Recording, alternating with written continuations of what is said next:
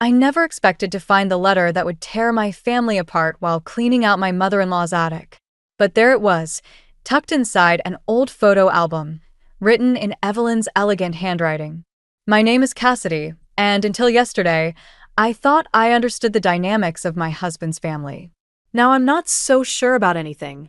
Jake, honey, can you bring up some more boxes?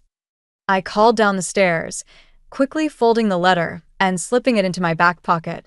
My hands were trembling. Be right up. His footsteps echoed through the old house as he climbed the stairs. Mom sure kept everything, didn't she? I forced a smile as he appeared in the doorway, his dark hair dusty from our afternoon of sorting through decades of memories. We'd been at it for hours, trying to organize Evelyn's belongings before her upcoming surgery. She'd insisted we help her get things in order, though none of us wanted to think about why. Found anything interesting? Jake asked, setting down another box. I touched my pocket where the letter burned like a hot coal. Just some old photos, I said, hating how my voice wavered. He picked up a framed picture of himself and his sister Melanie as kids. Remember when Mel used to wear her hair in those crazy pigtails? He chuckled. She'd kill me if she knew I showed you these. The mention of Melanie made my stomach clench. The letter in my pocket suddenly felt heavier. Speaking of Mel, Jake continued. She called earlier. Said she's coming by tomorrow to help sort through Mom's jewelry. Wants first pick of the family heirlooms or something. Of course she did. The words from Evelyn's letter flashed through my mind. Melanie will try to take everything she can get her hands on. She always has. That's why I'm leaving the house and the business to you and Jake. Someone needs to protect our family's legacy. Cass? You okay? You look pale. I grabbed another box, needing something to do with my hands. Just tired. It's been a long day. Maybe we should call it quits for today. Get some dinner? Jake wrapped his arms around me from behind, and I leaned into him, fighting back tears. How could I tell him what his mother had written? How his sister had been manipulating their family for years? My phone buzzed, a text from Melanie. Hope you're not throwing anything valuable away. Some of us actually care about family history. I deleted the message without responding. Through the attic window, I could see Evelyn's garden below, the roses she'd tended for decades now wilting in the summer heat. She taught me how to prune them last spring, sharing stories about Jake's childhood while we worked. Had she known then what she would reveal in this letter? Jake, I started, turning in his arms. What if? The sound of a car door slamming cut me off. Through the window, I saw Melanie striding up the walkway, her designer purse swinging from her arm. Is that Mel? Jake moved to the window. I thought she wasn't coming until tomorrow. I touched the letter in my pocket again. Tomorrow would have given me time to figure out how to handle this, how to protect Jake from the truth about his sister without destroying his family in the process. Jake. Melanie's voice carried up from downstairs. You'll never believe what Mom told me about the inheritance. Jake headed for the stairs, but I grabbed his arm. Wait, I said, my heart pounding. There's something you need to know first. He looked at me with concern, and in that moment, I knew our lives were about to change forever. The only question was, would our marriage survive what I was about to tell him? Before I could show Jake the letter, Melanie burst into the attic, her heels clicking against the wooden floor like a countdown. Her perfectly styled hair and designer outfit looked out of place among the dusty boxes and cobwebs. There you are. She beamed at Jake, completely ignoring my presence. Mom's asking for you at the hospital. She wants to discuss some important family matters. Jake frowned. What family matters? We just saw her this morning. Oh, you know Mom. Melanie waved her hand dismissively. She's been so worried about everything since the diagnosis, especially about the house and the business. My fingers traced the edge of Evelyn's letter in my pocket. The timing couldn't have been worse. Actually, I stepped forward. We were just about to. Did you see what they did to Mom's rose garden? Melanie interrupted, pulling Jake toward the window. The landscapers completely butchered it. I told her not to trust your recommendation, Cassidy. The accusation stung, but I caught the real message beneath her words. This was just the beginning. Those roses are dormant, Mel. It's called winter pruning, I said, keeping my voice steady. Your mother specifically asked me to oversee it.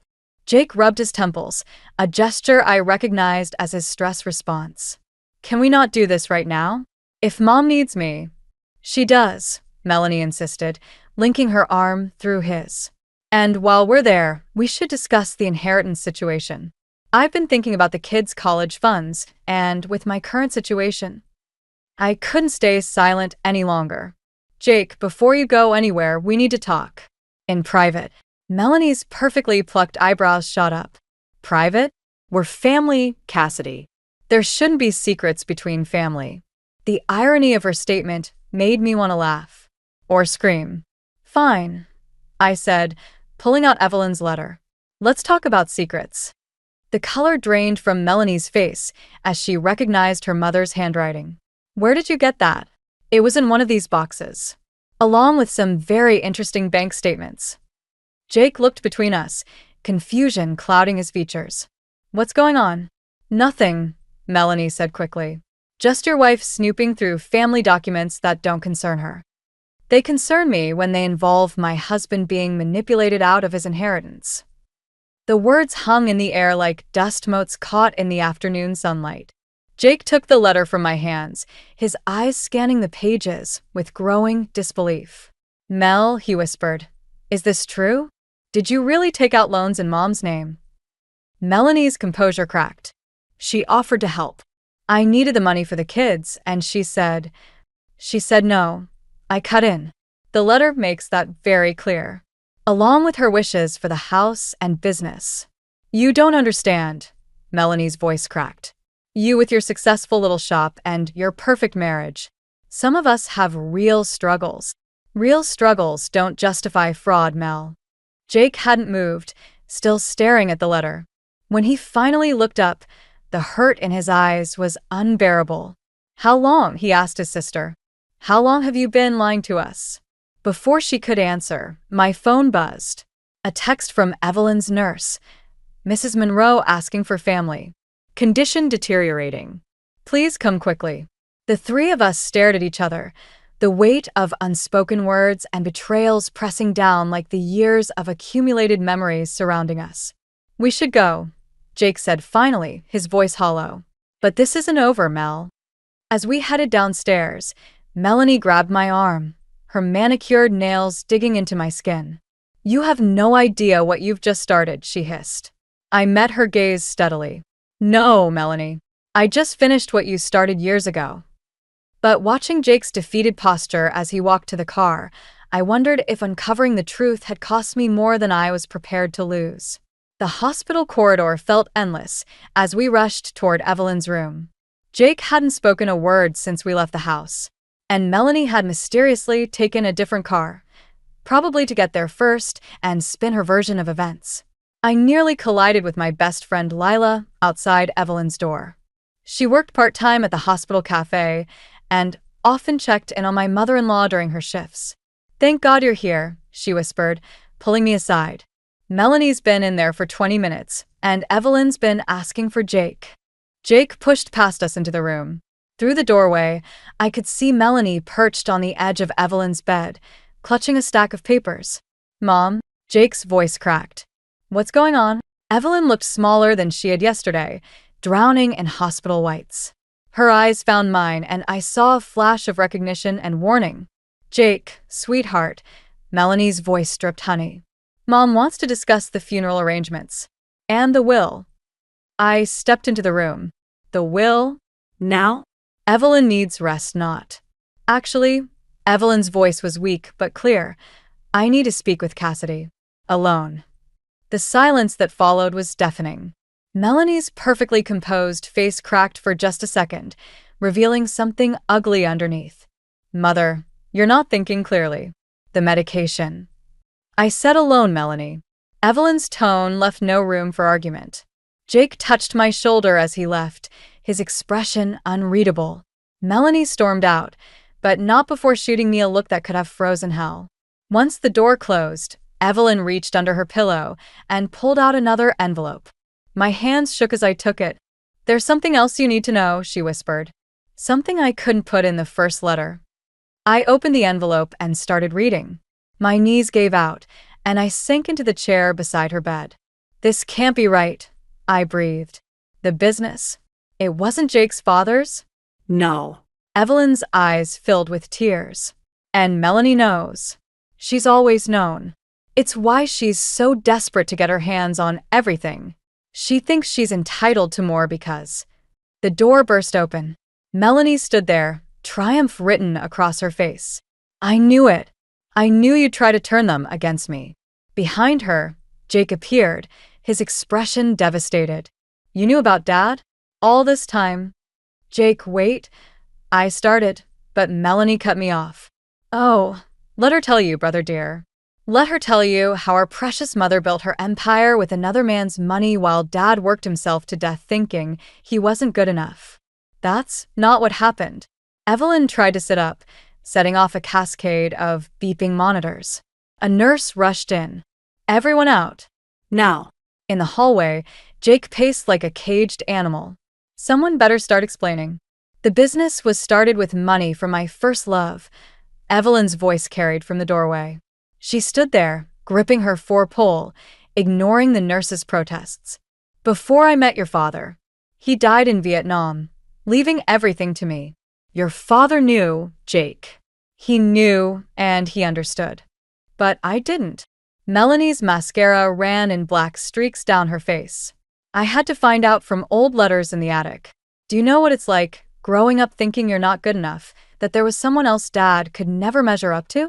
I watched Jake's face as the pieces fell into place. His sister's bitterness, their mother's careful planning, the weight of secrets kept for decades. The inheritance, he said slowly. You're splitting it based on what's fair. I finished, understanding finally dawning. The business goes to you, Jake, because you worked alongside your dad for years. The house goes to both of you, but the trust fund goes to my first love's grandchildren, Evelyn said softly. Melanie's kids. The monitors started beeping again, more urgently this time.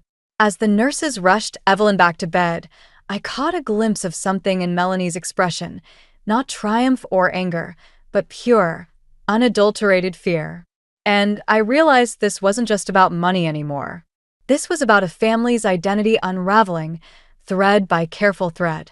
The question was, would there be anything left to save when the truth finally finished tearing us apart? Evelyn passed away that night. The news came through a 3 a.m. phone call that changed everything. Jake answered, listened in silence, then walked out of our bedroom without a word.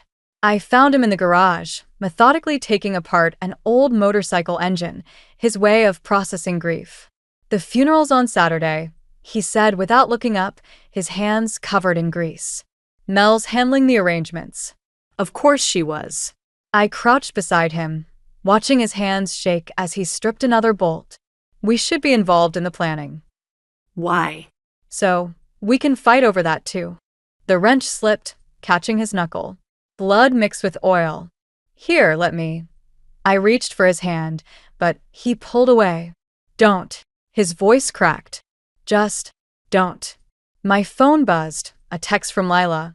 You need to see this. Now. 20 minutes later, I was sitting in her cafe, staring at a social media post Melanie had just shared. The funeral announcement included a special note. In lieu of flowers, the family requests donations to help cover outstanding medical expenses and support Evelyn's grandchildren's education fund. She's already collecting money, Lila said, sliding me a coffee. Using her mother-in-law's death to finance her lies. I scrolled through the comments. Dozens of family friends offering condolences and promising donations. Melanie's perfectly crafted responses, playing the grieving daughter while subtly hinting at financial hardship. There's more, Lila hesitated. Check the funeral home's website. The program listed Melanie as sole executor of the estate. No mention of Jake. No mention of Evelyn's actual wishes. My hands shook as I dialed our family lawyer. Straight to voicemail. I tried 3 more times before giving up. What are you going to do? Lila asked. Before I could answer, the cafe door chimed. Jake walked in, looking like he'd aged years overnight. He was holding a manila envelope. "Found this in Mom's safety deposit box," he said, dropping it on the table. The banker called. Said Mom left instructions to open it immediately after. I opened the envelope. Inside was a USB drive and another letter, this one addressed to both of us. Jake's phone rang. Melanie's name flashed on the screen. He declined the call. "She's been calling all morning," he said. "Wants me to sign some papers before the funeral. Says it's what Mom wanted." "And what do you want?" He stared at the envelope. "I want my sister back. The one I grew up with, before money and lies poisoned everything." My phone buzzed again, an email from the funeral home requesting confirmation of arrangements. The attached invoice was astronomical. "She's using Mom's funeral to drain the estate," Jake said flatly. Classic Melanie. "We can stop this," I said.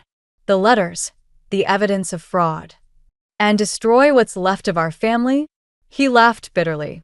"Mom's body isn't even cold yet. Your mother wanted to protect you, to protect all of us." I pulled out the USB drive. "Maybe this will tell us how." Jake's phone rang again. This time it was the bank. His face darkened as he listened. "Someone just tried to access Mom's accounts," he said after hanging up, "using her old passwords." Melanie. Had to be. But here's the thing, they succeeded with one account. An old one I never knew existed. I connected the USB drive to my phone. A single video file appeared, dated 3 months ago. Evelyn's face filled the screen, looking directly into the camera. "If you're watching this," she began, "then I'm gone, and Melanie has already made her move. What I'm about to tell you will change everything you thought you knew about our family." Jake gripped my hand as we watched, his knuckles white. By the time the video ended, we both knew attending the funeral wouldn't be enough. We had to stop Melanie from destroying not just the inheritance, but the truth about who we really were. The question was, were we ready for the cost of exposing it all? The funeral home looked more like a fortress than a place of mourning. Melanie had stationed her friends at every entrance, each one eyeing us suspiciously as we approached. I clutched my purse containing Evelyn's letters and USB drive, while Jake gripped the legal injunction we'd rushed to file that morning. "Ready?" I whispered. Jake's jaw tightened. "No." "But Mom deserves better than this circus." We'd barely reached the door when Melanie's oldest friend, Sarah, blocked our path. "Private family service," she said, not meeting our eyes. "I am family," Jake's voice carried across the parking lot. "That's my mother in there." Heads turned. Melanie appeared in the doorway, wearing designer black and a carefully crafted expression of grief. "Jake, darling. I was so worried you wouldn't come. Though perhaps it would have been better if you hadn't brought certain people." My fingers brushed the USB drive. One push of a button and Evelyn's video would expose everything. But looking at the gathered mourners, elderly aunts dabbing their eyes, cousins whispering in corners, I hesitated.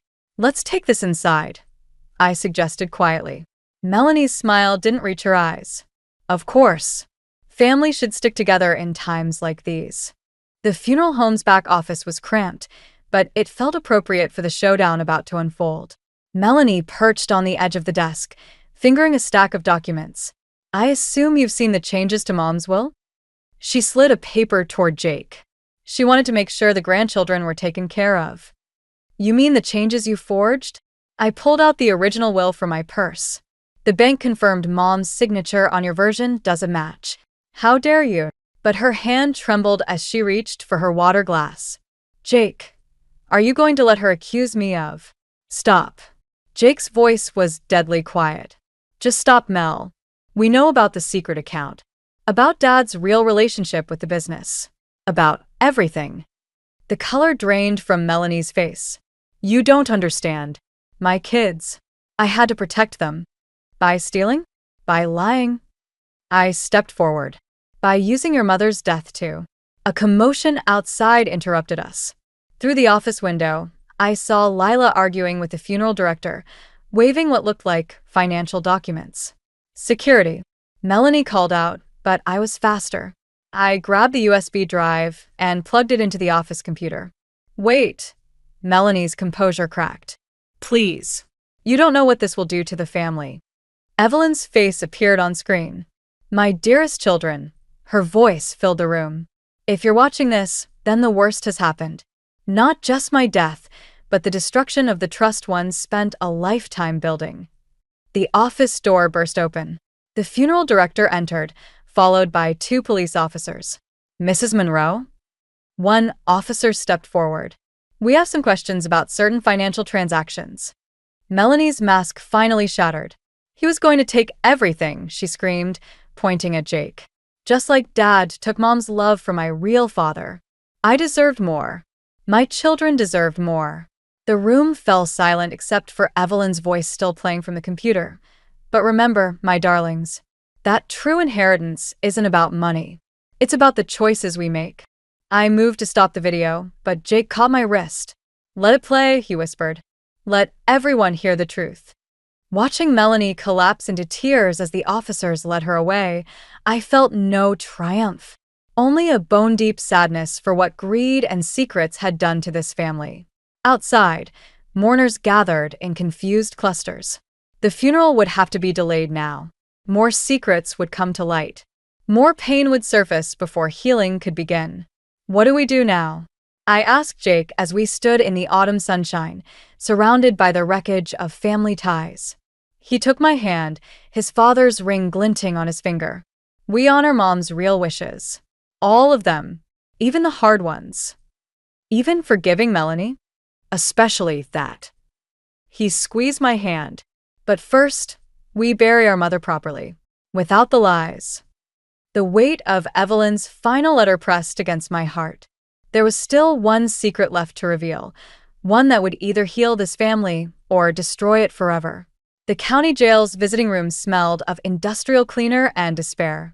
Melanie sat across from us in her orange jumpsuit, her perfectly manicured nails now chipped and broken. 3 days in custody had stripped away her polished facade, revealing something raw and desperate underneath. My kids need me, she whispered, picking at a loose thread on her sleeve. The school called yesterday. Tommy's acting out again. Jake shifted in his metal chair, but said nothing. We'd spent the last 2 nights arguing about this visit, about what to do next. The evidence against Melanie was damning: forged documents, embezzled funds, identity theft. She was facing serious time. I can fix this, Melanie continued. If you just drop the charges, we can work something out. For the family's sake. Family? The word tasted bitter in my mouth. You stole from your own mother while she was dying. I was protecting what was rightfully mine. Her voice echoed off the concrete walls. You have no idea what it was like watching Mom favor Jake all those years, knowing the truth about my real father. A guard glanced our way. Jake reached for my hand under the table, but I pulled away. The final letter from Evelyn burned in my pocket, the one I still hadn't shown either of them. The prosecutor offered a deal. I said, return the money, serve 6 months, get probation. And lose my children? Melanie's laugh was hollow. Child Services is already investigating. 1 conviction and they'll take my kids away. Jake finally spoke. We could take them. Temporarily. Until you. No. Melanie slammed her hands on the table. You don't get to play savior with my children. You've already taken everything else. The guard stepped closer. Everything okay here? I nodded, but my hands were shaking. This wasn't how it was supposed to go. Justice shouldn't feel this much like revenge. Time's up, the guard announced. As we stood, Melanie grabbed my arm. You think you've won? That you're better than me? Her nails dug into my skin. Wait until you read Mom's last letter. The one about what really happened the night Dad died. I froze. What are you talking about? Ask your precious husband why he was the last person to see our father alive. Ask him about the argument they had over the business. About the brake lines on Dad's truck. That's enough. Jake's voice cracked like a whip. The guard pulled Melanie away, but her words had already done their damage. I watched Jake's face, saw the color drain from it, and knew there was truth in what she'd said. Outside, the autumn air felt too thin to breathe. Jake reached for me, but I stepped back. Cass, I can explain. Can you? Because right now I'm wondering if I ever knew you at all. My fingers touched Evelyn's final letter. Did you know what was in this? What? I pulled out the envelope, hands trembling. Your mother wrote it the day before she died. Said it would explain everything about that night.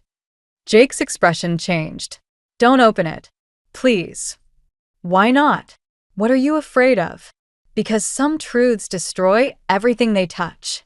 He ran his hands through his hair, a gesture so familiar it hurt. Yes, I was there that night. Yes, we argued. But I didn't. I wouldn't. My phone buzzed, a text from Lila. Police at your shop. Something about financial irregularities. Call me. The world tilted sideways. In our rush to expose Melanie, we'd forgotten about the business loans Jake's father had taken out, loans that were never properly transferred after his death.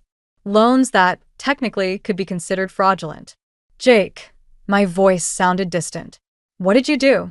But looking at his face, I already knew. We'd been so focused on Melanie's crimes, we'd never stopped to question where the original money came from, or why Evelyn had been so desperate to protect her secrets. The letter felt heavy as lead now. One truth exposed had started this avalanche. What would this final revelation do to what was left of our family? Jake reached for the envelope. Some secrets should stay buried, Cass. Like your father's death? His hand dropped. In the distance, police sirens wailed. I found Margaret Chen waiting on my front porch at dawn. Evelyn's oldest friend and confidant sat in the morning mist like a ghost from the past, clutching a weathered leather briefcase. You open the letter, she said. Not a question. No. My voice was hoarse from a sleepless night. Jake hadn't come home. But Melanie knows what's in it. Margaret nodded slowly. As do I. Evelyn told me everything before she died. She patted the briefcase. And she left proof. Before I could respond, a car pulled into the driveway. Jake stepped out, looking haunted. Behind him, another car parked, Melanie, accompanied by a police officer. What's she doing out? I demanded. Posted bail, Melanie said, approaching the porch. She'd traded her jumpsuit for a simple black dress. Had help from an unexpected source. Margaret stood. From me. Because it's time everyone knew the truth. All of it. The morning air crackled with tension as Margaret opened her briefcase. Evelyn kept everything. The original loan documents. The insurance investigation. The mechanic's report about the brake lines. Jake's hands clenched into fists. You don't understand what happened that night. I understand perfectly, Margaret cut in. Because I was there too. At the garage, when your father confronted you about the embezzlement. My head spun. What embezzlement? Not Jake's, Melanie whispered. Dad's. He'd been stealing from Mom's inheritance for years. The money from her first love, my real father. Margaret pulled out a stack of papers. Robert Monroe was a desperate man. When Jake discovered the theft, he threatened to expose everything. They argued. Robert left angry, driving too fast on wet roads. The brake lines were already failing. Jake's voice cracked. Dad knew. He'd been putting off repairs. I tried to stop him from driving that night, but he wouldn't listen. Said he'd rather die than face the shame. And Mom protected you, Melanie said. Made it look like an accident. Covered up the financial mess. Just like she always protected you. She protected all of us. Jake shot back. Including you, Mel. Where do you think your trust fund came from? The money you've been stealing? Enough. Margaret's voice cut through the tension. Evelyn wanted this to end. That's why she wrote the final letter. To confess her part in everything. The police officer stepped forward. Ma'am, if you have evidence of criminal activity. I have evidence of a family destroying itself over secrets and lies, Margaret interrupted. She turned to me. Cassidy, Evelyn chose you as executor for a reason. Not just because you married Jake, but because you're the only one who might understand why she did what she did. My fingers traced the envelope seal. To protect her children. No, Margaret said softly. To force them to face the truth. Together. I opened the letter. As I read Evelyn's final words aloud, tears fell freely. She confessed everything: the cover-up, the redistributed money, the decades of carefully maintained lies. But more importantly, she wrote of love, of sacrifice, of the cost of protecting people from their own mistakes. The inheritance, I finished reading, isn't the money or the business. It's the truth. And the chance to choose a different path. Silence fell. The morning sun broke through the mist, casting long shadows across the porch. The charges, the officer said quietly, against both parties. If restitution is made, we'll make it right, Jake said, looking at his sister. All of it. Melanie wiped her eyes. I don't know how. Together, I said, surprising myself. The way Evelyn wanted. Margaret smiled, closing her briefcase. She said you'd understand, Cassidy. That's why she trusted you with her final secret. What secret? She nodded toward my midsection. Check the last page of the letter. My hand flew to my stomach as I read the final lines. Somehow, Evelyn had known before I did. A new life, growing beneath my heart. A fresh start, untainted by old sins. Well, Melanie said, attempting a watery smile, I guess my kids are getting a cousin. It wasn't forgiveness. Not yet. But as the morning light strengthened, casting away the last shadows of night, it felt like the possibility of dawn. 6 months later, I stood in Evelyn's garden, watching Jake and Melanie's kids plant spring bulbs together. The roses were beginning to bud, tiny promises of new life breaking through winter-hardened stems. They're getting along better, Lila said, handing me a cup of herbal tea. My growing belly made bending over the flower beds impossible now, but I could still supervise. Most days, I agreed. The family counseling helps. Melanie emerged from the house, carrying a tray of lemonade for the kids. Her ankle monitor caught the sunlight, part of her probation agreement. The court had been lenient, considering the circumstances and her cooperation in untangling the financial mess. Tommy, careful with those tulip bulbs, she called out. Your grandmother loved those. Jake looked up from where he was teaching Tommy proper planting depth. Their relationship was healing slowly, one shared moment at a time.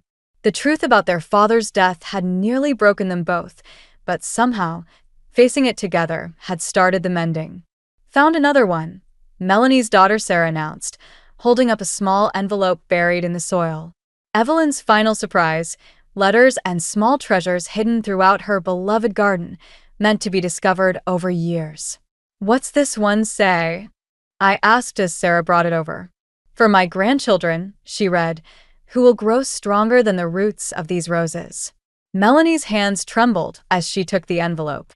Inside was a key and an old photograph, her biological father in his military uniform, standing proud beside a young Evelyn. The keys to his storage unit, Jake said quietly. Mom told Margaret there were things there you should have. Things that might help you understand. Melanie nodded, unable to speak. She'd started therapy last month, finally ready to confront the anger she'd carried since childhood. The business was changing too. Jake had transformed their father's old trucking company into a logistics firm, with Melanie handling the books, under supervision, of course. Her accounting skills, once used for deception, were being channeled into rebuilding what their father had nearly destroyed. Aunt Cass. Tommy called out. When the baby comes, can we teach them about the roses too? Of course, I said, touching my belly where Evelyn's last prediction kicked and tumbled. That's what family does. Later that evening, as Jake and I sat on the porch swing, I pulled out the final letter I'd been saving. The one Evelyn had marked for the future. Ready? Jake asked. I broke the seal and began to read. My dearest ones, if you're reading this, then the garden is blooming again. Remember that growth requires both sunshine and rain, joy and pain. The greatest inheritance I could leave you isn't in bank accounts or business ledgers. It's in the strength you've found in facing the truth together. The letter continued, but something caught my eye. A postscript, written in shakier handwriting. P.S. Check behind the loose brick in the garden wall. Some secrets are worth keeping, just long enough for people to be ready for them. Jake and I exchanged glances. Another mystery, Another truth waiting to be uncovered. But this time, we weren't afraid. Tomorrow, I said, folding the letter. Some truths can wait for morning. As if in agreement, the baby kicked. Above us, stars emerged in the darkening sky, and somewhere in the garden, a late rose bloomed, its petals opening to embrace both darkness and light. Melanie appeared in the doorway. Kids are asking for their bedtime story. They want to hear about Grandma Evelyn again. Coming, Jake said, helping me up. Which story should we tell? I looked at the family gathered in the warm light of the house, broken, healing, but together. Let's tell them about the garden, about how things that seem dead can come back to life, if you're patient enough to wait for spring. Melanie smiled, a real smile that reached her eyes, and about how some inheritances aren't things at all. No, I agreed, following them inside. They're the choices we make, and the truths we're brave enough to face. Behind us, the garden settled into evening, keeping its remaining secrets safe until we were ready to discover them, one truth at a time.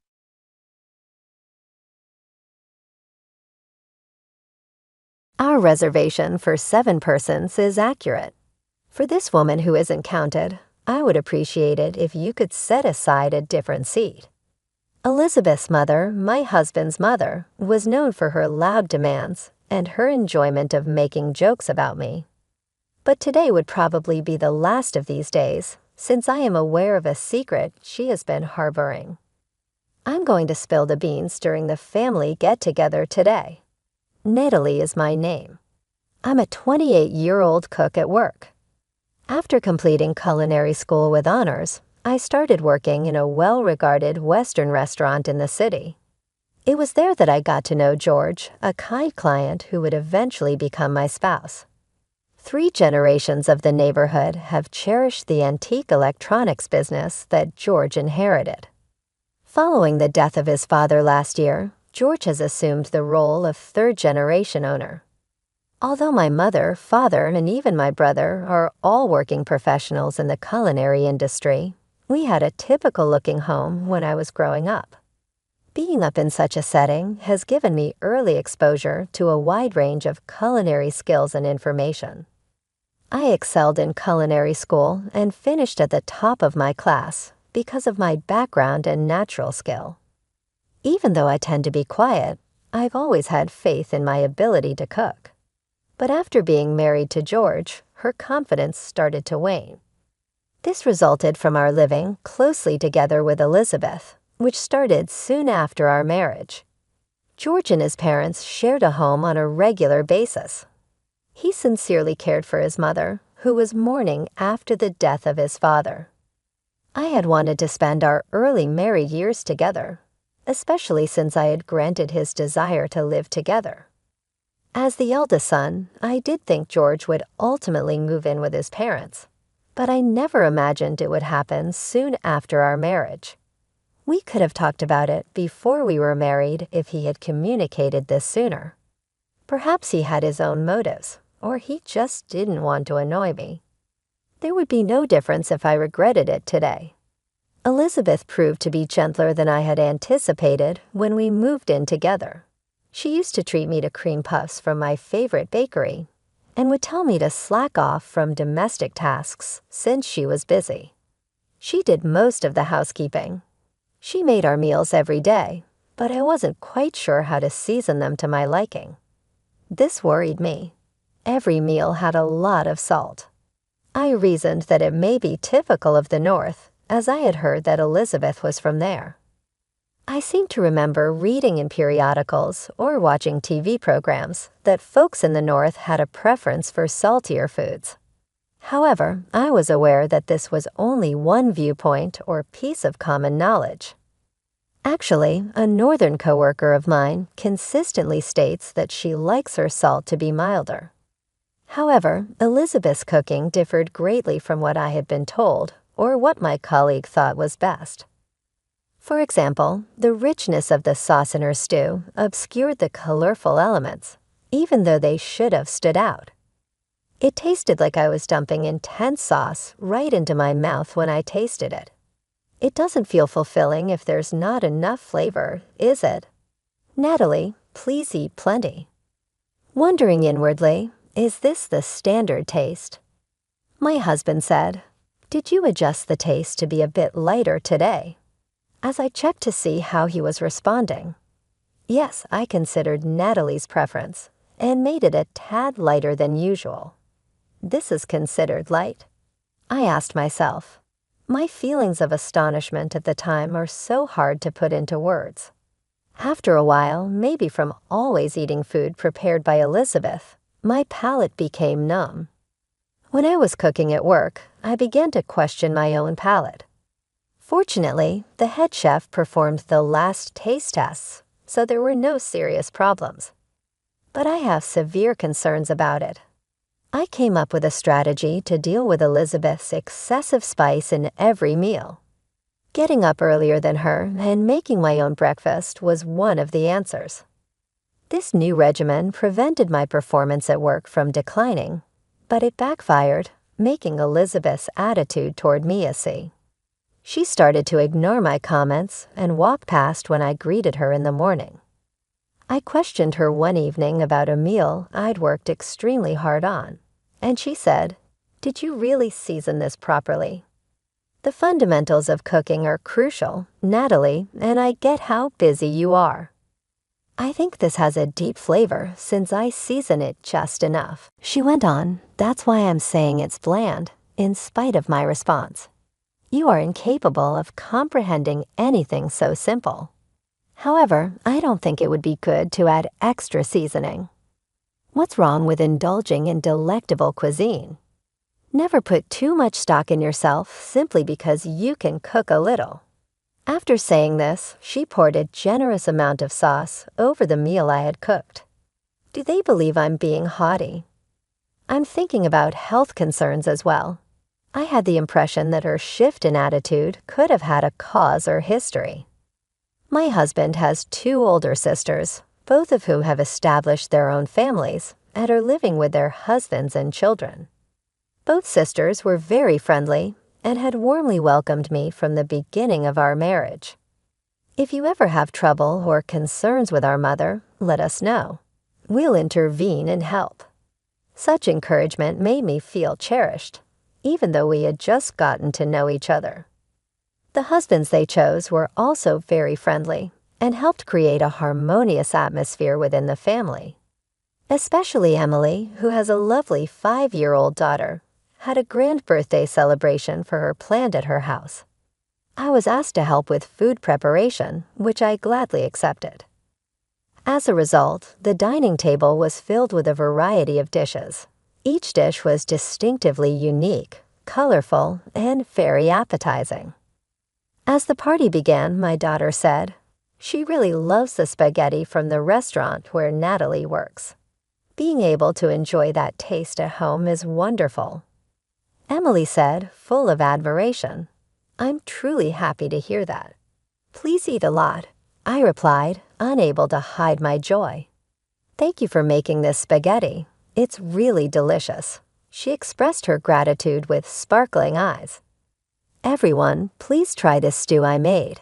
It's exceptional, she said slightly shyly, offering her dish to Emily's daughter. That makes my mouth feel spicy when I eat it, so I don't like it. Emily's daughter frowned and declined. Can I have some more water?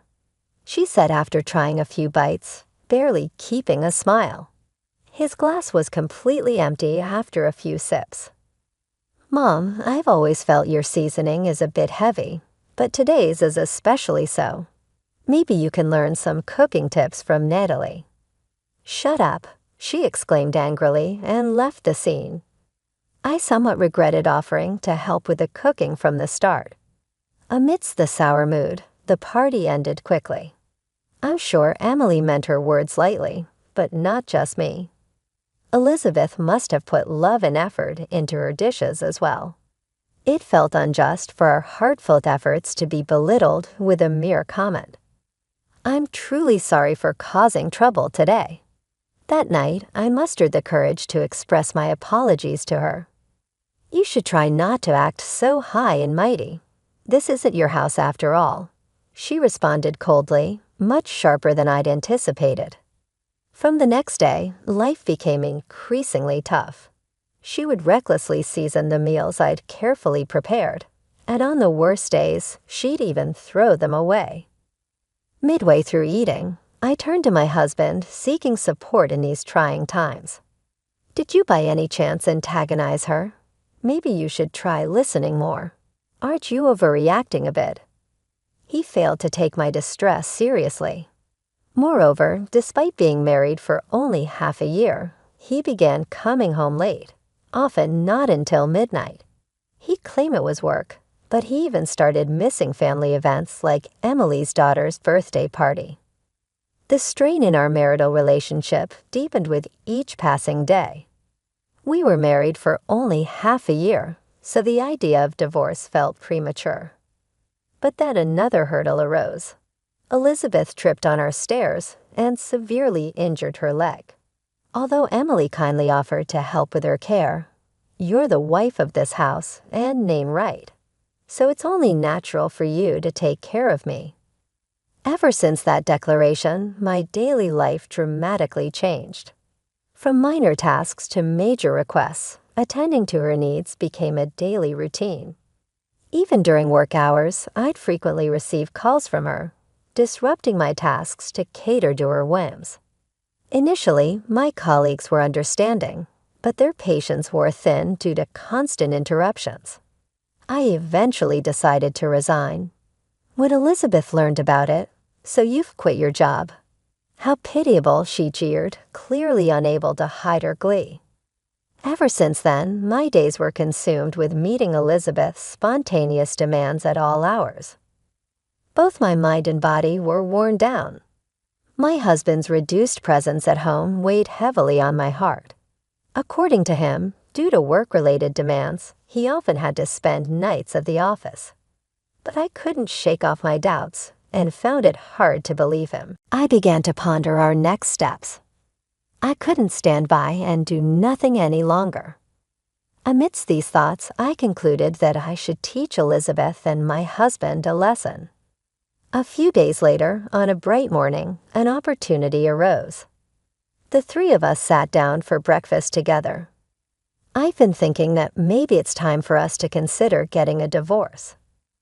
At my words, both of them looked back in shock. "What? This is so sudden." "We're still newlyweds, WTS. Also, aren't you the one worried about what people will think? Are you suspecting I'm cheating on you?" "I'd never even think of that. I'm truly surprised. Do you intend to tarnish our family's reputation over this?" "Natalie, aren't you being a bit faultless? You barely come home, and Mom constantly belittles me. I can't be satisfied in such a household environment. I've made up my mind." Confronted with my newfound resolve, they were taken aback. "I'm sorry. I'll try to be more attentive to our home life. Even if you'd like to take a break and go to your parents for a change of pace, I'll understand.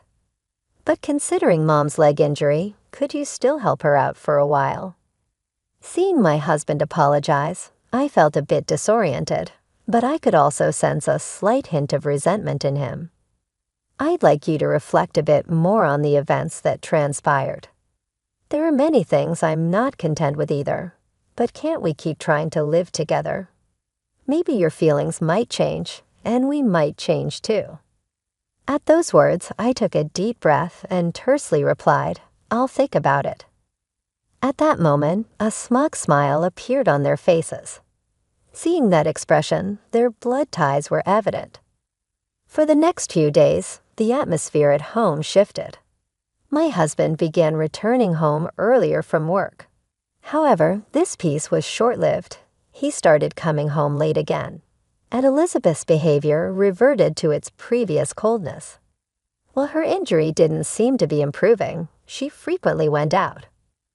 As I questioned her actions, I was soon to discover a shocking truth. One day, my cell phone rang incessantly. The callers were my husband and Elizabeth. "Natalie, where are you right now? Why did you leave Mom all by herself? What happened?" His voice was filled with anger.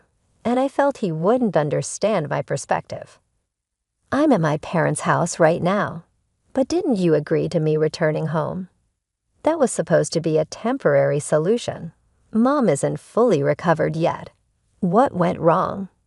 It's the noise in the background. I recognize the distinct voice of Elizabeth. I'll never return to that house. I want all future communications to go through lawyers. Saying this calmly, I hung up. For the next few days, I enjoyed a peaceful time at my parents' house. My parents cooked my favorite dishes, and I felt deeply grateful for every meal. In return, I also cooked for them. Natalie, your cooking is still the best. Hearing this from my mother, tears of happiness welled up in my eyes. On one of these peaceful days, I received an unexpected message. Seeing the name displayed on my smartphone screen, I was momentarily stunned. It was from the one person I least wanted to be involved with, Elizabeth. The message contained an apology for her past actions and an invitation to her upcoming birthday party. Honestly, I didn't want to accept the invitation. However, the venue was a renowned restaurant, which is rare to get a reservation. Considering it a bit of a luxury treat, I decided to attend and convey my intention. Elizabeth seemed even happier than expected and shared the details. Then the day came. The venue was an upscale restaurant near the station, becoming increasingly popular among food enthusiasts. The reason? A new chef who had trained in France and had recently returned after rigorous training overseas. His dishes were acclaimed as authentically French, receiving rave reviews from diners in the city. Upon arriving at the main entrance of the restaurant, I saw George and Elizabeth already waiting. Recognizing me, they both wore a surprisingly smug expression. The attendees of the party were the same as last time: Emily, her husband, and their children. It was a small gathering of 8 people. The topic of divorce hadn't been shared with them yet, and I planned to break the news at the end of the night. After a while, they arrived with smiles on their faces. "Natalie, it's been so long. You look a bit slimmer. Are you okay?" "Yes, I'm fine. Thank you for your concern." And so we headed into the restaurant. "Excuse me, the reservation list indicates 7 people. Could you please confirm?" I was internally surprised. Yes, my reservation for 7 people is correct. "Could you prepare a separate seat for this lady?" She was clearly referring to me. "Wait, Natalie, why is this happening?" "I'm not surprised as you are. It seems there's a surprise tonight."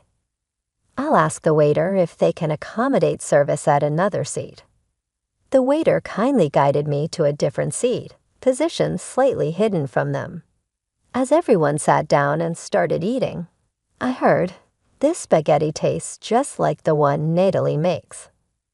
I felt warmed by her comment. This restaurant's dishes have become even more delicious since they got the new chef, especially the meat dish that's coming out later. "It's highly recommended." George nodded in agreement. The anticipated meat dish was brought, and its lavishness raised everyone's expectations. Delicious-smelling dishes were constantly being brought to Emily's table. Meanwhile, not a single dish had been served to George and Elizabeth. "Why is our food taking so long?" Her voice was quite loud, causing nearby customers to glance over. "I deeply apologize. The chef is preparing something special for the 2 of you, so it's taking a little extra time. Please wait for just a bit longer."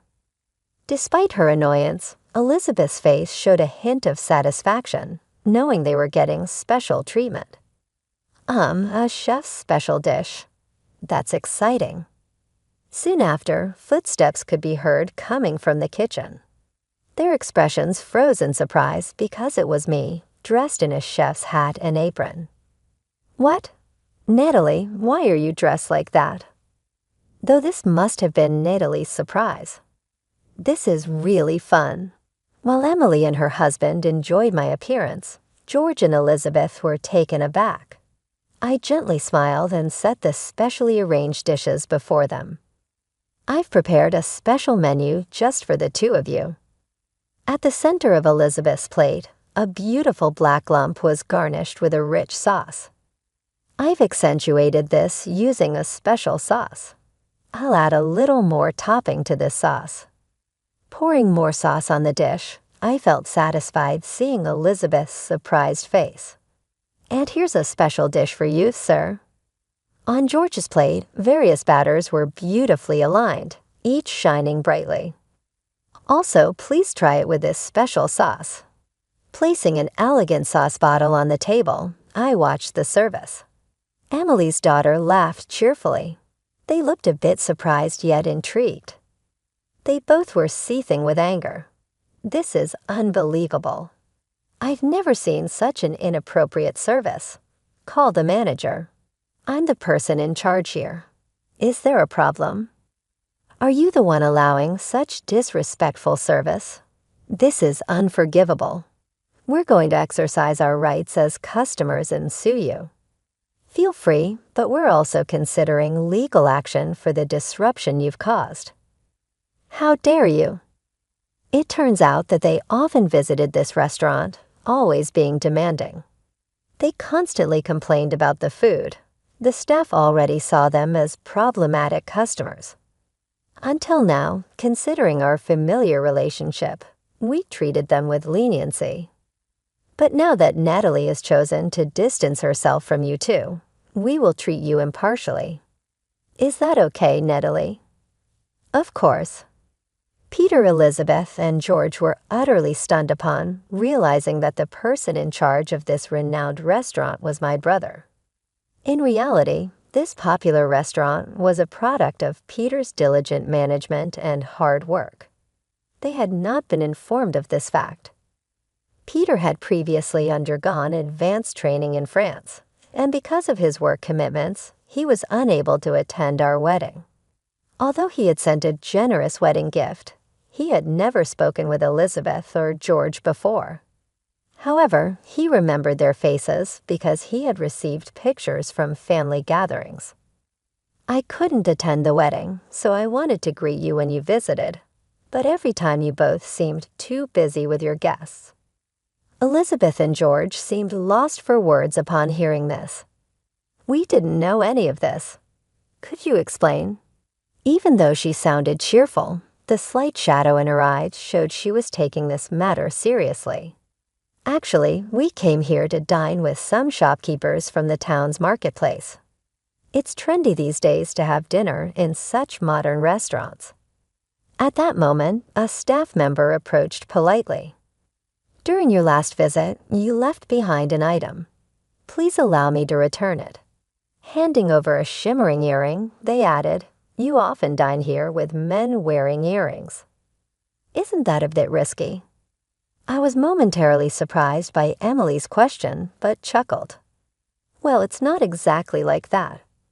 You see, he's secretly involved with the woman who works at the flower shop across the street. George's face momentarily froze in surprise. How did I come to know of this secret? A few weeks ago, I had felt suspicious and hired a detective to investigate. As a result, I had obtained several photos of him enjoying dinner with her at this restaurant, and even moments where they entered a hotel together. To be honest, I felt more comfortable with her. Marrying you was a mistake. I'm planning to file for divorce. Just be prepared. This was the first time George had openly spoken about divorce, but for me, it was a moment I had anticipated. Just don't forget to pay the alimony. Don't worry.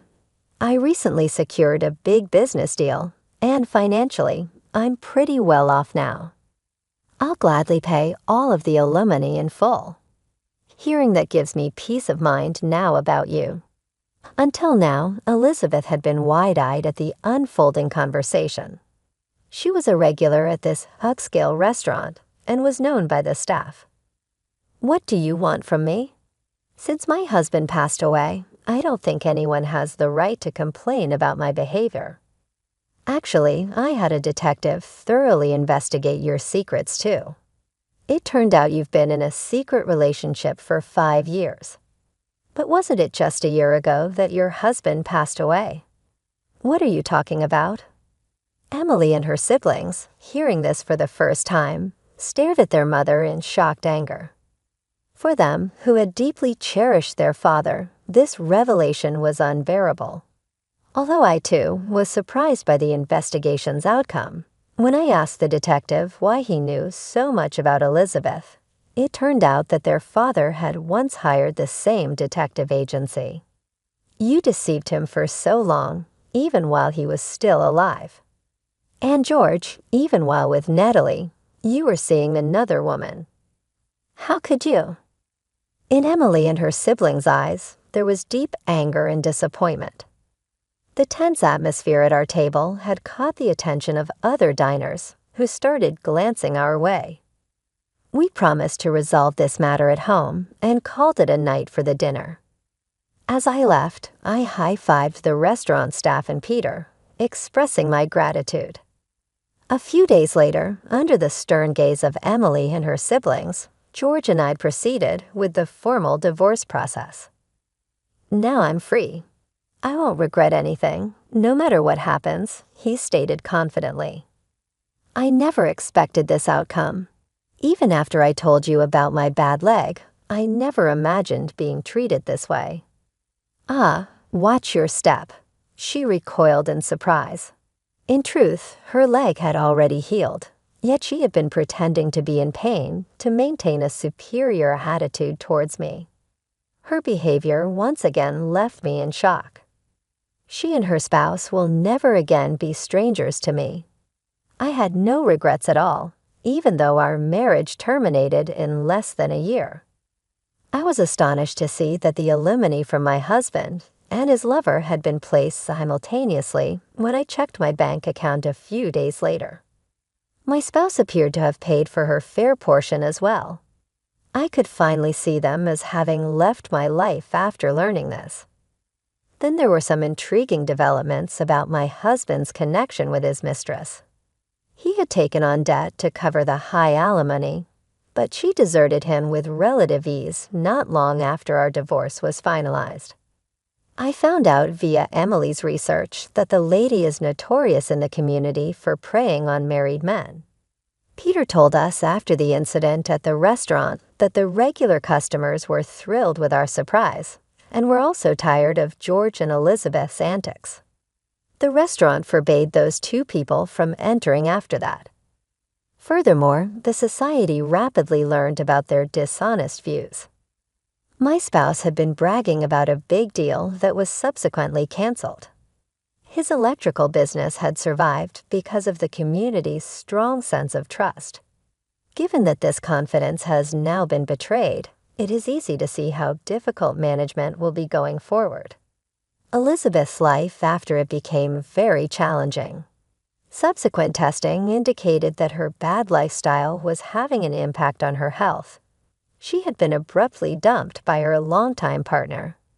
Her health was closely linked to her lifestyle, which was hardly something that called for compassion. However, I had the good fortune to go back to my former workplace, a Western-style restaurant. Despite being aware of my background, the management and personnel extended a warm welcome upon my return. Emily, the spaghetti lady, and her family continued to frequent this restaurant, and their presence was a huge source of encouragement for me. They had made the decision to cut all contact with George and Elizabeth.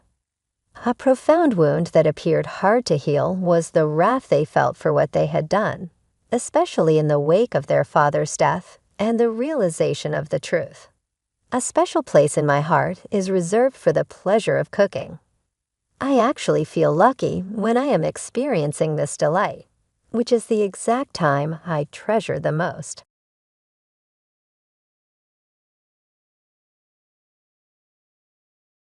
No matter what you say, I'm divorcing you. The luggage should arrive today or tomorrow, as it was dispatched yesterday. My living partner will be my affair partner. Is 5 cents worth of compensation enough?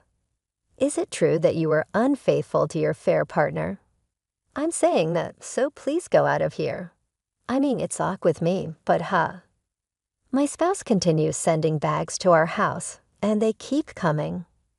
The majority of it is made up of accessories, apparel, and fashion-related things for young ladies. There are also a few branded bags. These were probably bought by my spouse. Mia is my name. I am employed for a reputable firm and am 28 years old. As a member of the secretarial department, I work as the managing director's secretary, who also happens to be the president's son. I complete my task with diligence each day. The managing director then unexpectedly made a proposal to me one day. After everything went smoothly, we made the decision to tie the knot that autumn. Michael is the name of my spouse. Let's have lots of kids once we're married, he exclaims excitedly. To which I reply, you're getting ahead of yourself. Our kids alone could form a baseball team, he believes. I respond in jest, oh, Michael, please spare me. Michael therefore has a strong desire to raise a family. Even yet, I still think Michael, who is my age, may be a little immature at times. I've been using contraceptives covertly. Despite the fact that having lots of kids could be enjoyable, I know it will drain me. Thus, even if we end up with many children, my intention is to keep the number to 3, with a maximum of 2 years between deliveries. Since our marriage, Michael has advanced to the position of senior managing director exceptionally quickly, and the firm has high hopes that he will take over as president in the near future. Michael's father used to be the president of the firm where I worked. My father-in-law, who is now the chairman, is a very amazing man. I worked in the secretary's department, therefore I also interacted with Michael while he was the managing director. There hasn't been enough workers in our secretarial office since you departed your job. We're stuck. Well, Dad, anyone can handle my job. That's true. Well, I'm delighted that you married my son. It's a significant loss for the company. Dad, flattery won't make a difference. But given how busy the secretarial department is all the time, it appears that my father-in-law was not entirely off the mark. I was replaced as secretary by a young woman who seemed to have a natural knack for being attractive. This is what my father-in-law told me. Hey, is your new secretary doing well? Oh, she's doing her best in her own way. It's a work in progress. Out of curiosity, I also quietly questioned my spouse, and he seemed to be keeping a tender eye on her. It appears stress-free, and Michael is pleasant to me, so maybe it's okay, or so I thought. However, since his promotion, Michael's workload has greatly grown, and he has progressively been more stern with me. It's probably because I have more duties now, and maybe this is the point where my work really counts. After all, I came into a marriage with the responsibility of supporting my spouse. I had set aside plans to become a mother. Michael appeared a little grumpy that day. Listen, I won't need a packed lunch from now on. What? Why not? The senior managing director believes that eating a packed lunch is awkward. I'm going to start going out to dine with my coworkers. I see. Comprehensive.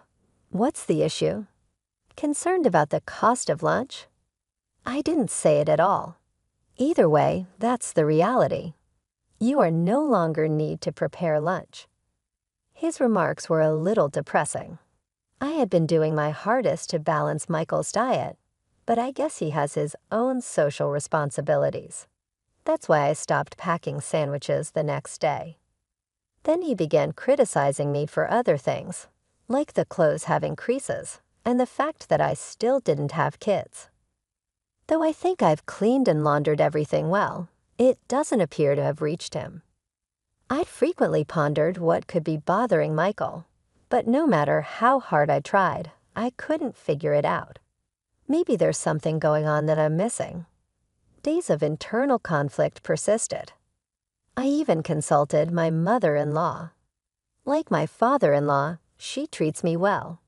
So what's the consultation about? Is something wrong? Well, Michael seems a bit off lately, and I can't figure out why. I see. Perhaps I was too lenient in raising him. I apologize. He can be quite selfish. No, he's an adult now, so it's not your responsibility. If I get the chance, I'll talk to him and make sure he doesn't trouble you. That's okay. It might be a marital issue, so I'll find the right time to ask him. Really? Are you sure? If anything happens, feel free to tell me anytime. Thank you. In the end, I returned home without seeking any help from my mother-in-law, but I worried that if Michael found out I'd confided in her, he might sulk again. So I think this was for the best. Just when I thought that way, something unexpected happened. My husband was assigned to a client company, making it difficult for him to commute from home. So he embarked on a solo assignment for about a month. Honestly, I felt a bit relieved because dealing with my husband's moods every day had been quite taxing. Despite not being a drinker, he started consuming alcohol and spouting hurtful words or nitpicking at my household chores. The day after drinking, he'd struggle to wake up in the morning, even missing work. It seemed like he was losing his professional edge. Perhaps this change of environment would be good for him too. I hope it provides a refreshing break, and he returns to being the kind husband he used to be. Around 2.5 weeks after my husband's departure, something else happened. Maybe I let my guard down due to his absence, but my health deteriorated. Feeling feverish, I visited my regular doctor. To my surprise, I received unexpected news. I was pregnant. The thought of having a baby genuinely made me happy. Perhaps this could be the catalyst for Michael to become a doting father. It felt as though this little one had brought some happiness into our home. Just as I was contemplating whether to inform my husband about the pregnancy, I realized he would be returning in another 2 weeks. Rather than communicating through calls or emails, I wanted to see his face and share our joy in person, so I decided to wait for his return. However, I desperately needed to confide in someone. I chose to share the truth with my in-laws, keeping it confidential, given that they would soon become grandparents for the first time. They were genuinely thrilled and concerned about my well-being. My mother-in-law, having previously discussed my husband's recent moodiness, assured me that she would keep an eye on him. As the anticipated homecoming drew near, my husband unexpectedly extended his stay, leaving me without communication for several days. Something felt off, trusting my intuition. I called his workplace. I have an urgent matter. Could I speak to my husband? The office staff replied, the senior managing director, Smith, is already back at his company. Does that mean his assignment has ended? Yes. But is everything okay? Caught off guard, I quickly improvised. Oh, how embarrassing. I misunderstood. I apologize. Everything is fine. What should I do? Where is he now? No response, and I'm worried. Consulting my father-in-law or mother-in-law would likely escalate the situation. Besides being pregnant, I wanted to avoid emotional instability. So I decided to try contacting my husband's cell phone once more. To my surprise, after days of silence, he suddenly called the next day. Startled, I answered the phone promptly. Michael, where are you right now? Anywhere is fine. I called because you contacted me. Anywhere is not fine. What on earth is happening? I want a divorce. What? I was left speechless by the unexpected divorce announcement. Then my husband added more surprising words. Regardless of what you say, I'm getting a divorce. The luggage was sent yesterday, so it should arrive today or tomorrow. I'll be living with my affair partner. Is 5 cents sufficient as compensation? Affair partner? Does that mean you were cheating? That's what I'm saying. so please leave." Each word felt like a blow to my heart, and tears welled up. My husband conveyed only what was necessary and abruptly hung up the phone. I immediately tried calling back, but it seemed he had disconnected. I am filled with a mix of frustration and sorrow. From the outside, our marriage might have seemed like a marriage into wealth, but I've put in my own effort. It hurts. I've worked hard and endured, yet this outcome feels incredibly unfair. Now my husband plans to marry his affair partner, asking me to leave. The proposed compensation is just 5 cents, an almost non-existent amount, and I am carrying my husband's child. There's no way such treatment can be justified. I felt a simmering anger rise within me. In moments like these, I have no one I can truly confide in. My parents both passed away in an accident the year I started working, and I have no siblings. While I do have friends, I can't think of a close friend who would bear my family's shame with me. So I decided to contemplate revenge against my husband on my own. However, as for finding an ally, I had someone in my mind. "Hello, Mia. Michael has returned, hasn't he? How is he? Is he in a good mood?" My mother-in-law reached out the next day, expressing concern. It seemed that my husband hadn't informed his parents about the situation. Perhaps he was too preoccupied with his new love interest. "Mom," I hesitated. "What's wrong? Did something happen? Did he do something?" Despite feeling uneasy, I decided to confide in my in-laws about everything. The hurtful words and snide remarks I've endured, his view of me solely as a childbearing entity, and the ultimate blow, the sudden divorce announcement without any communication from his assignment location. My mother-in-law appeared surprised, but offered comforting words. "I'm sorry, Mia. You don't need to apologize." "Mom, thank you for telling me. I'll discuss this thoroughly with my husband." "But if you do that, Michael's position at work. What does that matter? After treating you so poorly?" My tears welled up in response to my mother-in-law's kindness. As I sobbed into the phone, she gently reassured me. "Mia, your well-being is our utmost priority, both for my husband and me. But Michael's parents are doing something so cruel. Whether as a son or a parent, it is unacceptable. Mia, please focus on having a healthy, happy baby. But knowingly having a child while going through a divorce. Trust us on this. Lean on us." It seemed my mother-in-law had a plan. Given that I had no one else to turn to, practically, I decided to follow her advice. The packages my husband sent to our home kept arriving. Most of them contained young women's clothing, accessories, and fashion-related items. There were even branded bags. Presumably, my husband had purchased these items. The influx of packages made our home feel cramped. Curious about the situation, my mother-in-law visited and was surprised.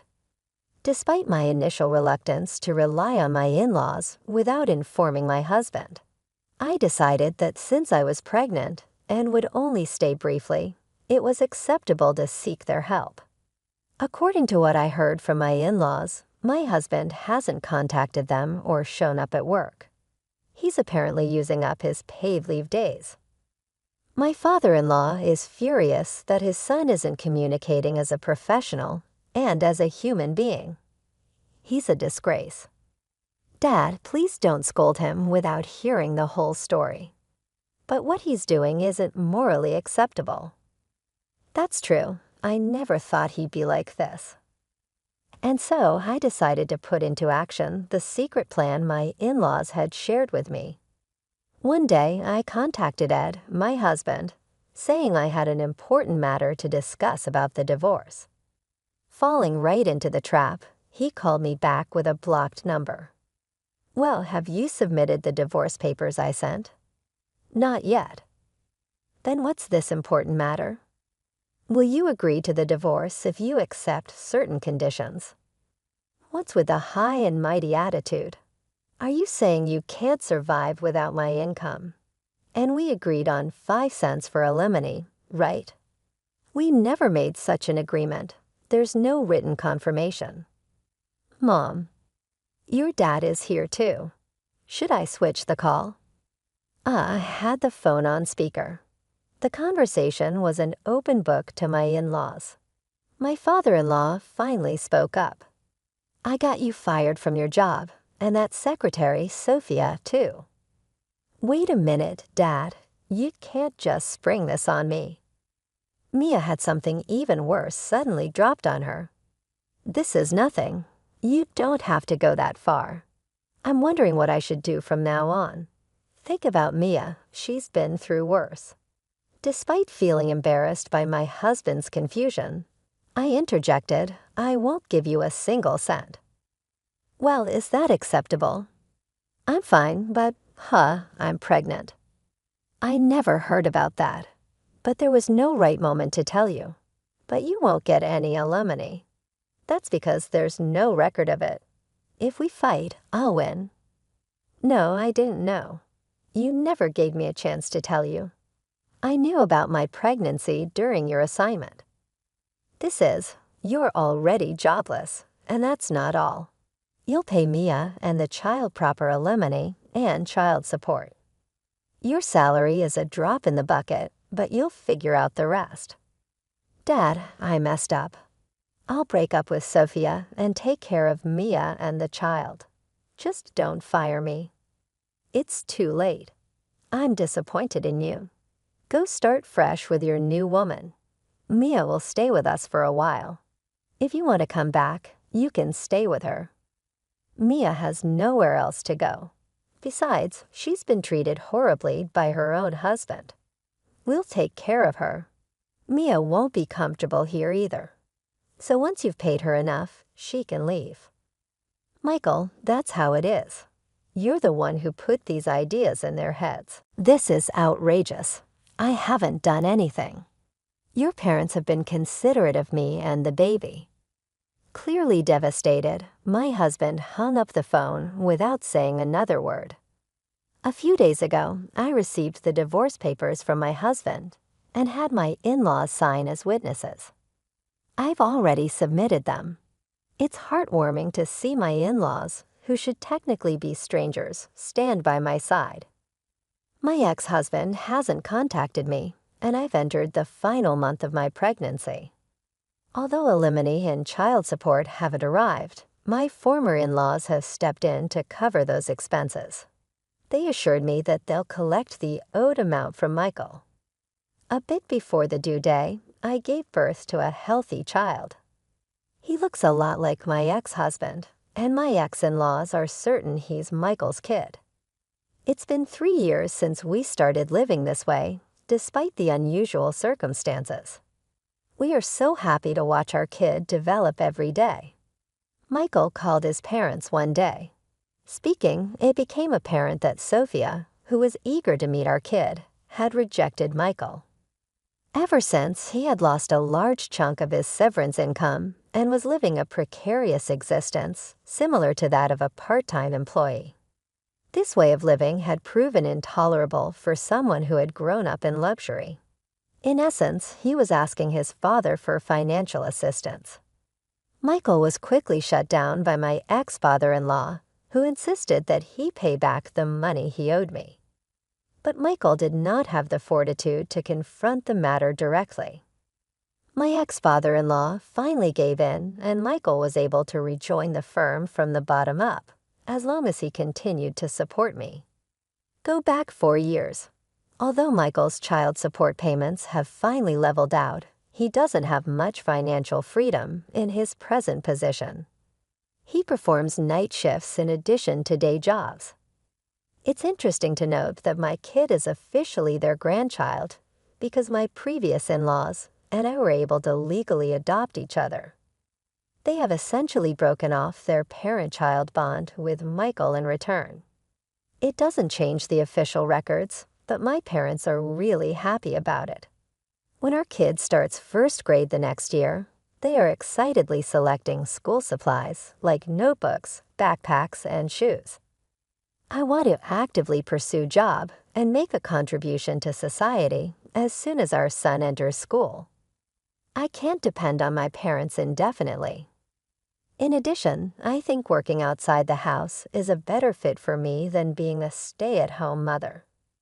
I may sometimes occasionally rely on my parents, but I'm committed to raise my son as a single mom. My son will never grow up to be like my ex-husband.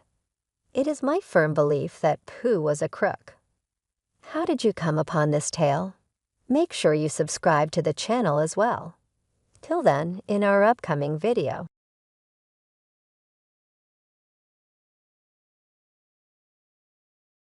I'm 52 years old, and I am Polly Thompson. I've had more highs than lows in my life. However, allow me to begin at the outset. Soon after I graduated from college, I was married to David, my college love. We were infatuated, youthful, and full of ambition. My professional goal was to become a financial advisor with a focus on the securities market. Ever the enterprising man, David opened his own cookie factory. We were doing well in our careers, but there was a gap in our personal lives that we were unable to bridge. We were anxious to have kids. We would hope month after month, only to be let down. We experimented with everything, including special diets, reproductive treatments, and folk remedies. Nothing was successful.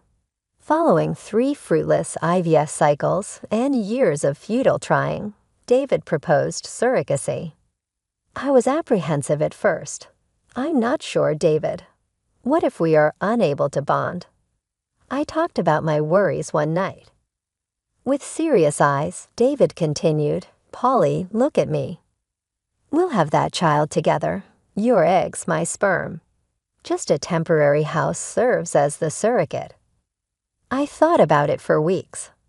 After talking to other couples who had used surrogacy and attending counseling sessions, I ultimately consented. After a drawn-out and anxious procedure, our daughter Emma was delivered after 9 months. All my anxieties vanished the instant I had her in my arms. With my eyes and David's nose, she was ideal. Life seems to be finished. I balanced work and parenting while David's cookie firm grew. We had a lovely home, a thriving business, and an adorable daughter. We were living the ideal. However, life has a habit of surprising you with unexpected turns of events. Emma was 5 years old when David began to complain of chronic back pain. "It's nothing," he would reply.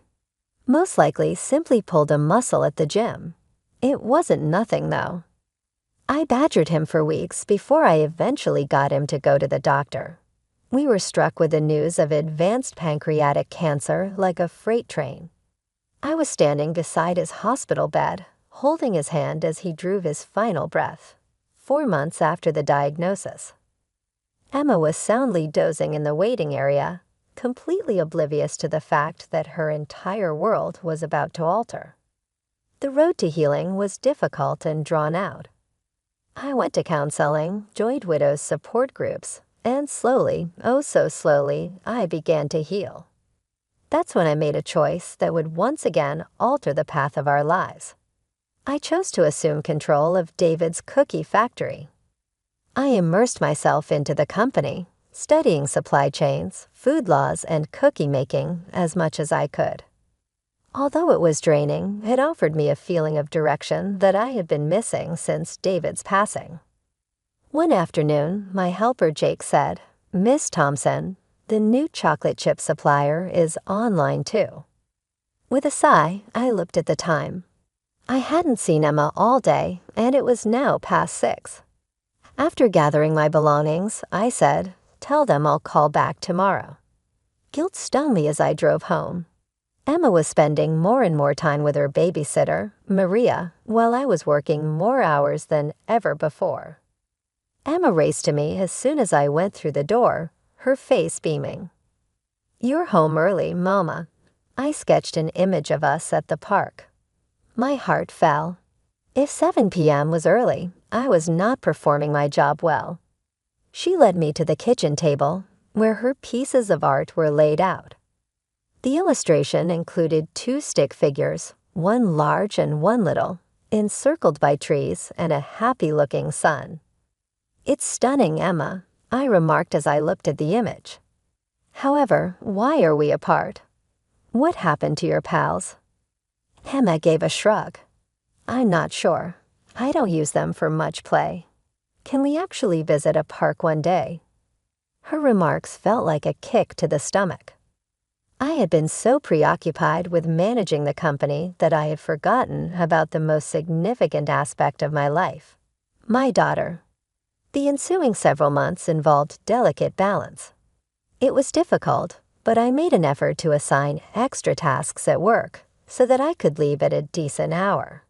The company was expanding quickly, and there was always another meeting or choice to be made. When Emma turned 7, I promised her a lavish celebration. I was desperate to make up for lost time, so I spent weeks arranging it. When the big celebration day finally arrived, everything went smoothly. We had a unicorn-shaped cake, a magician, and a bouncy house. Emma was ecstatic. But even as I savored the occasion, a part of me was preoccupied.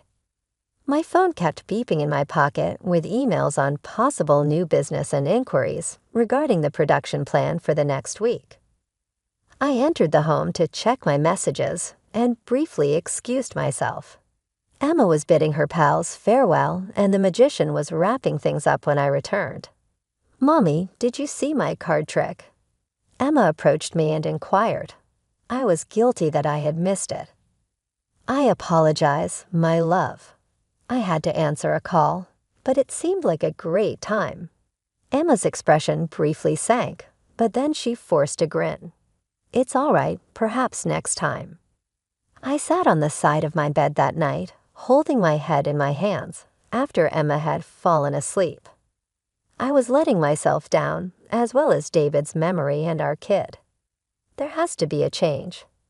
I could not continue to live this way, alternating between my family and my career. However, what action might I take? The company was doing well, giving Emma the stability in her finances that I had assured David I would provide.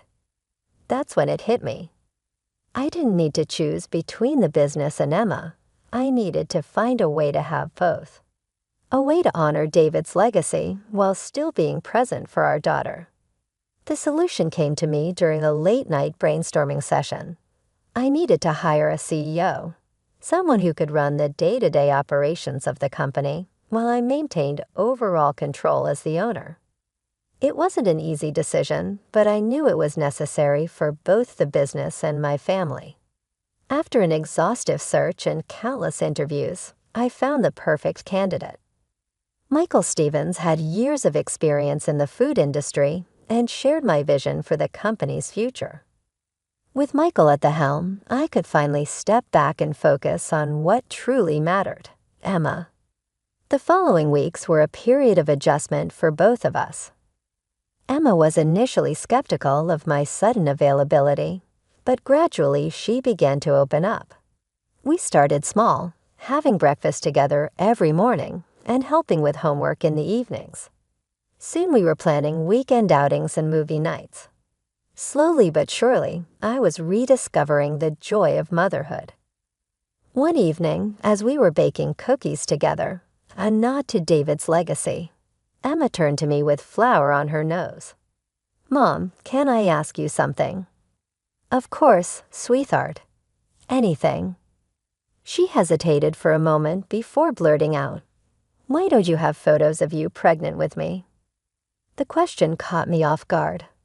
I'd always known this day would come, but I hadn't expected it so soon. Taking a deep breath, I decided honesty was the best policy. "Emma, sweetie, let's sit down for a moment," I said, guiding her to the kitchen table.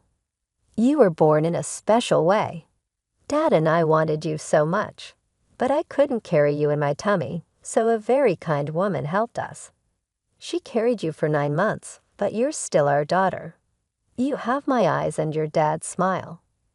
I waited anxiously for her reaction, ready for tears or anger, but Emma simply nodded, processing the information. "So I have two moms?" she asked after a moment. "In a way, yes. But I'm your mom in all the ways that matter. I love you more than anything in this world." Emma thought for a moment, then shrugged. "Okay, can we finish the cookies now?" I laughed, relieved at her easy acceptance. "Of course, sweetheart." As we returned to our baking, I marveled at my daughter's resilience. She had been through so much, losing her father, dealing with an absent mother, and now learning about her origins. Yet here she was, smiling and covered in flour, taking it all in stride. As the years passed, Emma and I settled into a comfortable rhythm. Our bond grew stronger with each passing day, and I found myself rediscovering the joys of motherhood I had nearly forgotten.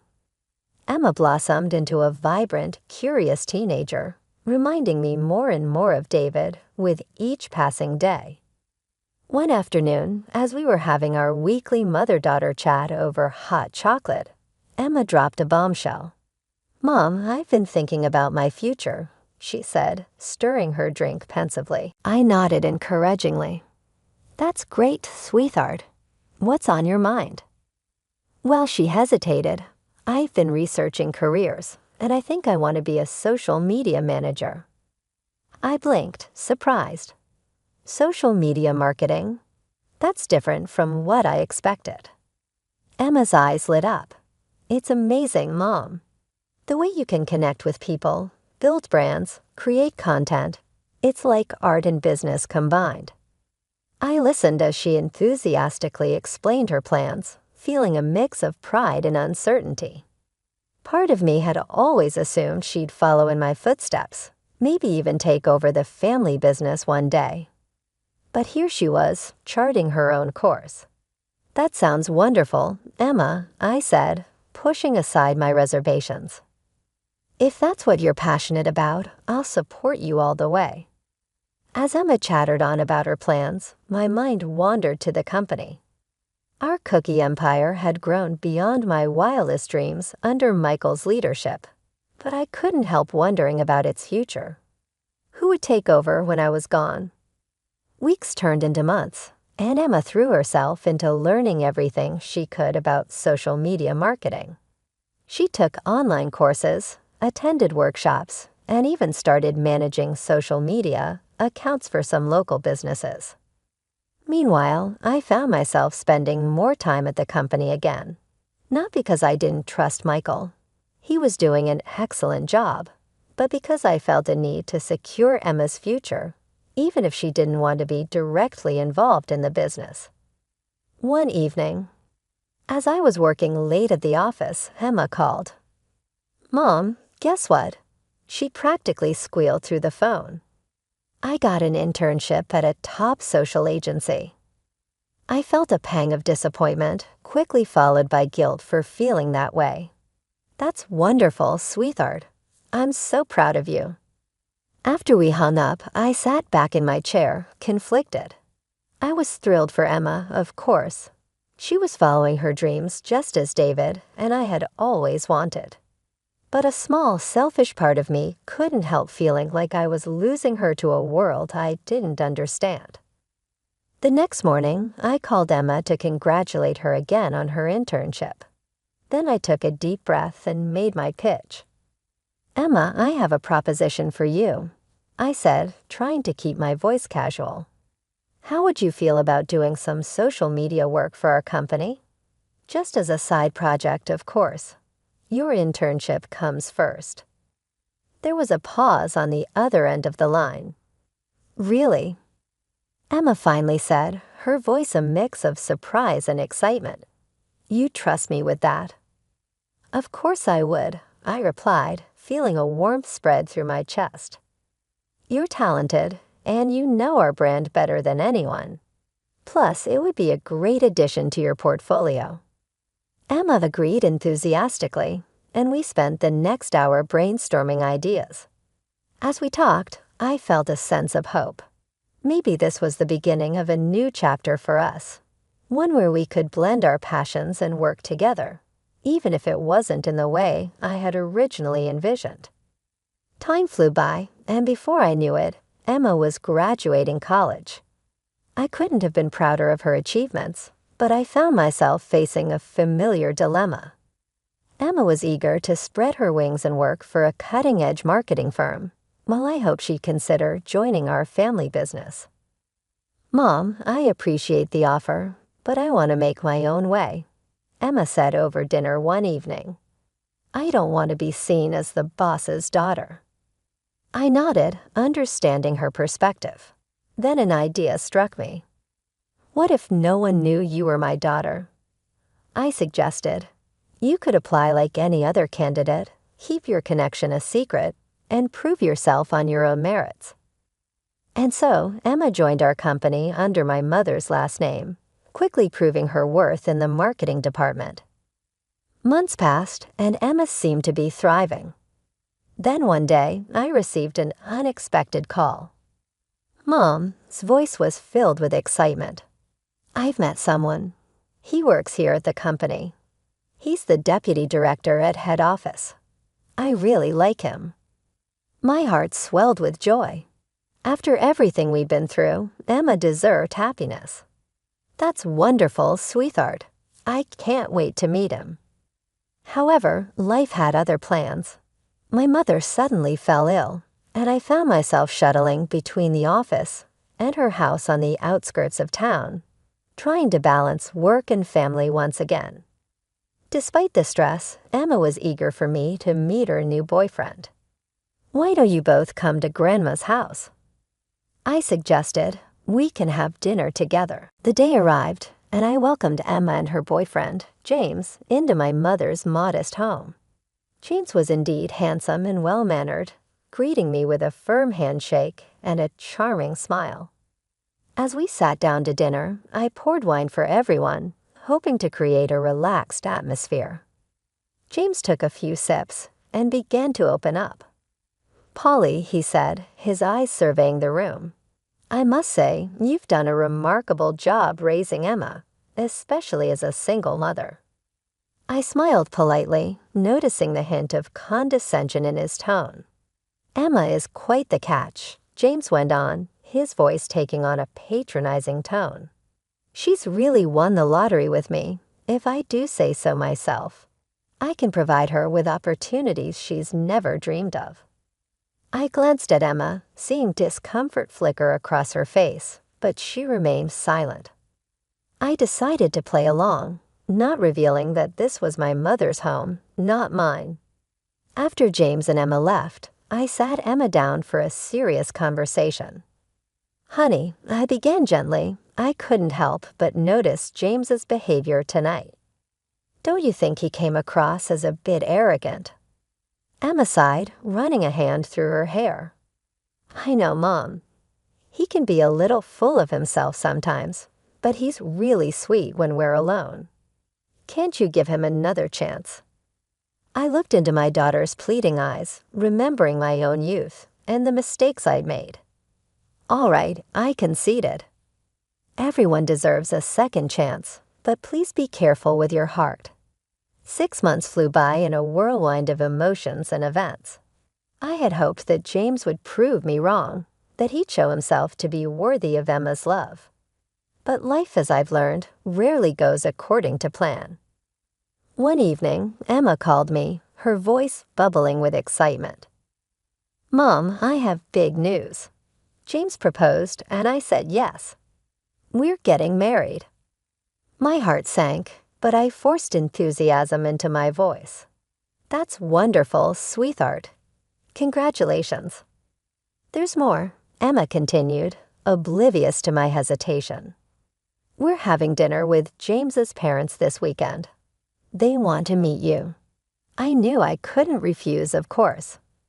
"I'd love to meet them." As I pulled up to James's family home that Saturday, I felt a sense of foreboding. The house was a mansion, ostentatious in its luxury. Every detail screamed of wealth, from the manicured lawns to the gleaming sports cars in the driveway. James's parents, Mr. and Mrs. Worthington, greeted me at the door. Their smiles were wide but didn't reach their eyes. "Welcome, Polly," Mrs. Worthington said, her voice dripping with false sweetness. "We're so pleased to finally meet you." Throughout the evening, their condescension was palpable. They spoke of Emma's future as if they were fairy godparents bestowing unimaginable riches upon a poor, deserving girl. "We're not prejudiced people," Mr. Worthington declared over dinner. "We're happy to welcome Emma into our family despite certain circumstances." I raised an eyebrow. "Circumstances?" Mrs. Worthington leaned forward, her voice lowered as if sharing a secret. "We know about Emma's origins, the surrogacy, your single motherhood, your financial situation." She glanced around, as if the modest furnishings of my mother's home had somehow followed me here. "We want you to understand," she continued, "that while we're generous people, we won't be extending financial help to you. This is about Emma's future, not yours." As the evening wore on, I decided to play along, curious to see how far they'd go. I nodded meekly, playing the part of a grateful poor relative. James, emboldened by wine and his parents' approval, began to boast about his work at our company. "The boss is such a fool," he laughed. "So trusting. If I were in charge, I could siphon off millions without anyone noticing." My blood ran cold, but I kept my face neutral. "That's my boy," Mr. Worthington chuckled. "I've been doing the same at my company for years. While the owners are off on their yachts, I'm lining my pockets." He gestured around the opulent room. "You think you get all this by playing by the rules? Impossible." I sat there, nodding and smiling, my stomach turning with disgust. These were the people my daughter wanted to marry into. This was the man she thought she loved. As the evening wore on, I decided to probe a little further. Turning to Mr. Worthington, I asked innocently, "Where exactly do you work, sir? Your job sounds fascinating." Mr. Worthington puffed up with pride. "I'm the Senior Vice President of Operations at Global Tech Industries," he boasted, naming a company I knew all too well. I smiled to myself, a plan forming in my mind. "How interesting. Would anyone like some tea?" I asked. "Oh yes, please." Mrs. Worthington nodded, rising from her seat. "Of course, allow me." She returned moments later with an ornate tea set, pouring steaming fragrant tea into delicate china cups for her family and Emma. Then she turned to me with a smirk, placing a plastic cup and a cheap tea bag before me. "I assume this is more familiar to you," she said, her voice dripping with condescension. "Best not to get ideas above your station." As the others sipped their tea and nibbled on exquisite pastries, Mrs. Worthington pointedly avoided offering me any dessert. "I'm sure you understand," she simpered. "Beggars can't be choosers after all." I saw Emma's face contorted with anger and hurt. She stood abruptly, her chair scraping against the floor. "Mom, I think we should leave. I won't sit here and watch you be disrespected like this." I nodded, rising to my feet. "You're right, dear. But before we go, there's something I need to do." I pulled out my phone and dialed a number, putting it on speaker. "Hello, Richard. It's Polly Thompson." "Polly, what a pleasant surprise. How can I help you?" A jovial voice answered. "I'm sitting here with Mr. Worthington, who claims to be your senior VP of operations. Could you confirm that for me?" "Of course. Polly, Thomas Worthington's been with us for 15 years. Is everything all right?" I took a deep breath. Not exactly. "Richard, I'm afraid I've just overheard Mr. Worthington bragging about embezzling funds from your company." The room fell silent. Mr. Worthington's face was drained of color. Richard's voice turned cold. "Is that so? Well, Thomas, consider yourself fired. Expect a full investigation and legal action to follow." As I ended the call, I turned to James. As for you, James, you're also terminated from your position at Thompson Cookies, effective immediately. Thank you for highlighting the need for stricter background checks and oversight in our hiring process. The Worthingtons stared at me, slack-jawed. Mrs. Worthington found her voice first. Tell you what is the meaning of this. Who are you? I stood tall, my voice firm. I am Polly Thompson, CEO and owner of Thompson Cookies, the company your son works for, or rather, used to work for.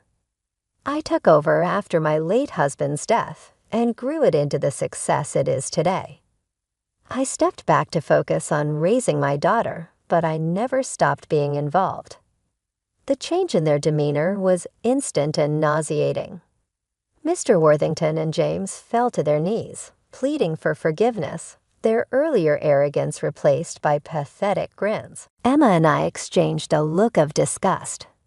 Without another word, we turned and walked out of the house, leaving behind the sounds of desperate apologies and recriminations. The weeks following that fateful dinner were a whirlwind of activity. I ordered a comprehensive audit of all our financial records, focusing particularly on James's department. As I suspected, the results were damning. James had been siphoning off funds for months, cleverly disguising his theft as legitimate business expenses. I didn't take long to bring fraud and embezzlement cases against James.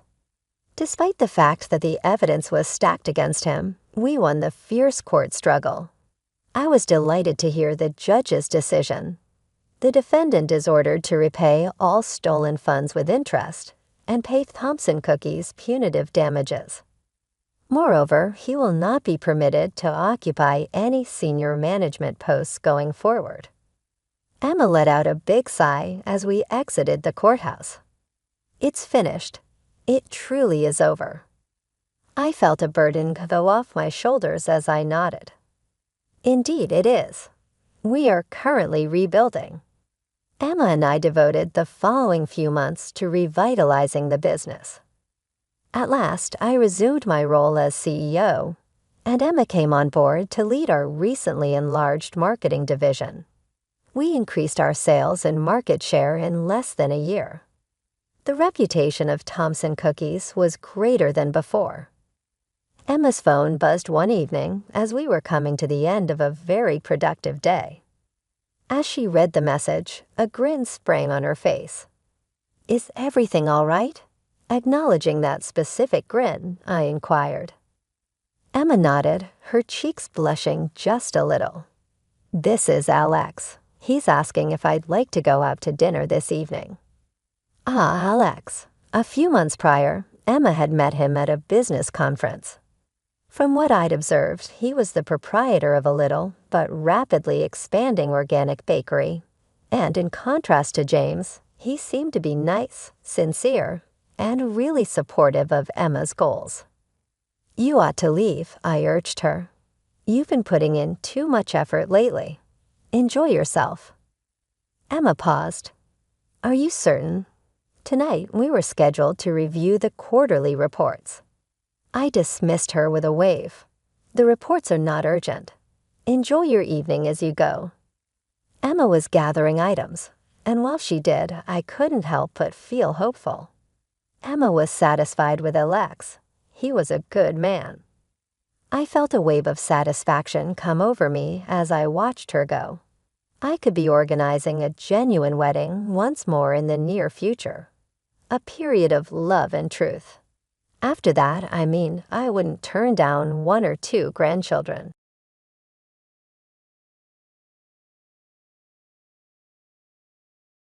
I'm Mia, and I would like to tell you a tale. I used to be a cosmetologist at a posh clinic downtown. I'm 35.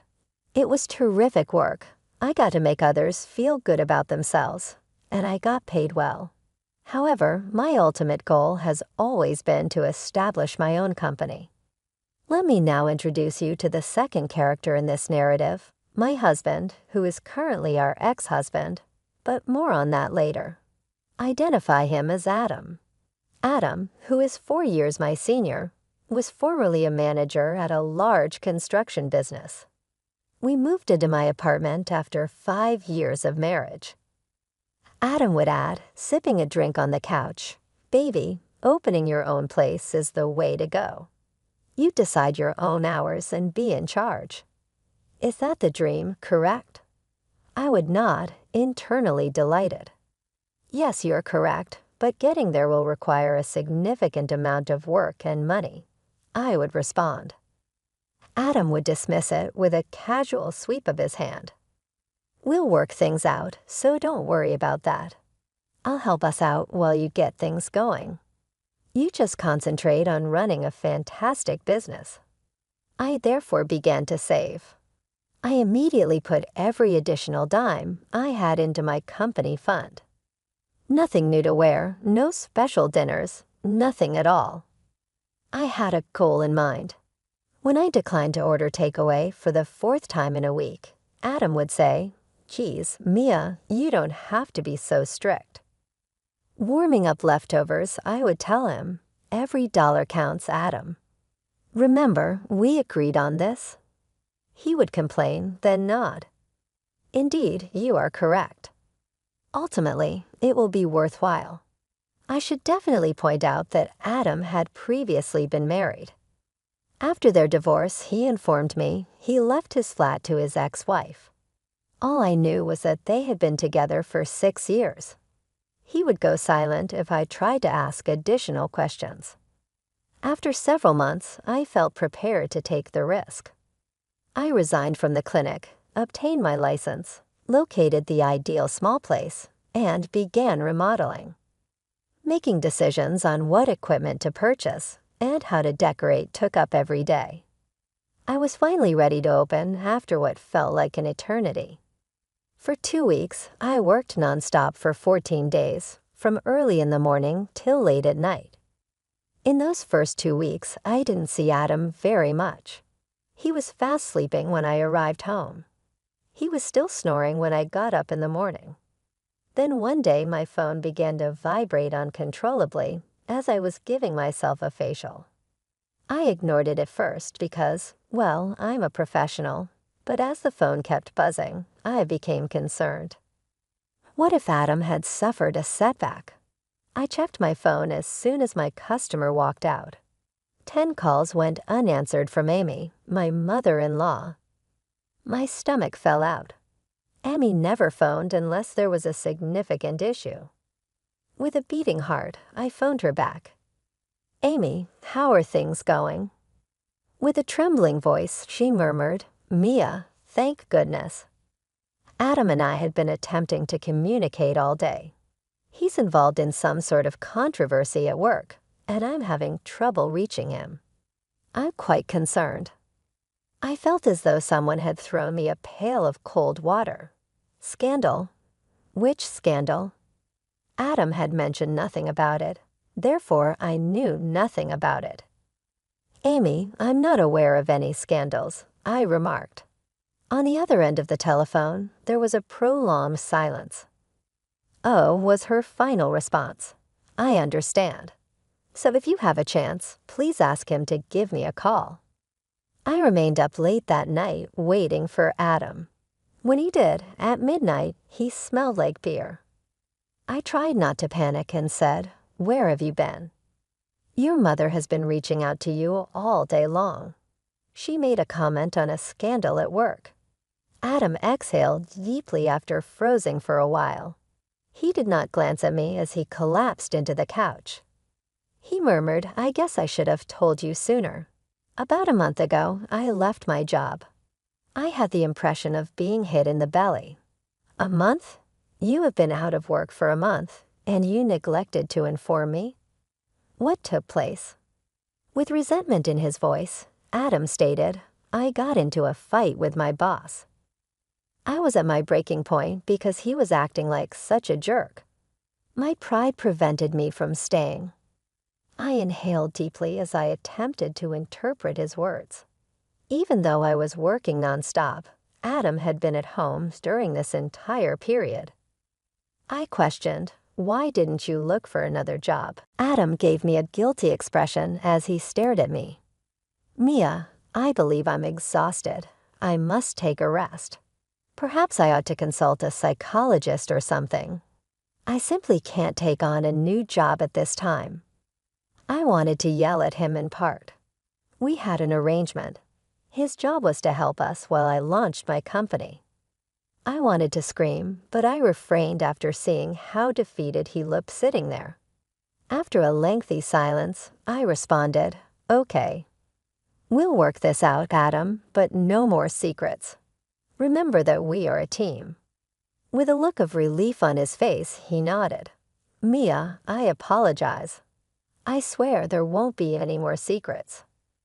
I had no idea that would be the first of many promises he would breach. The ensuing weeks were difficult.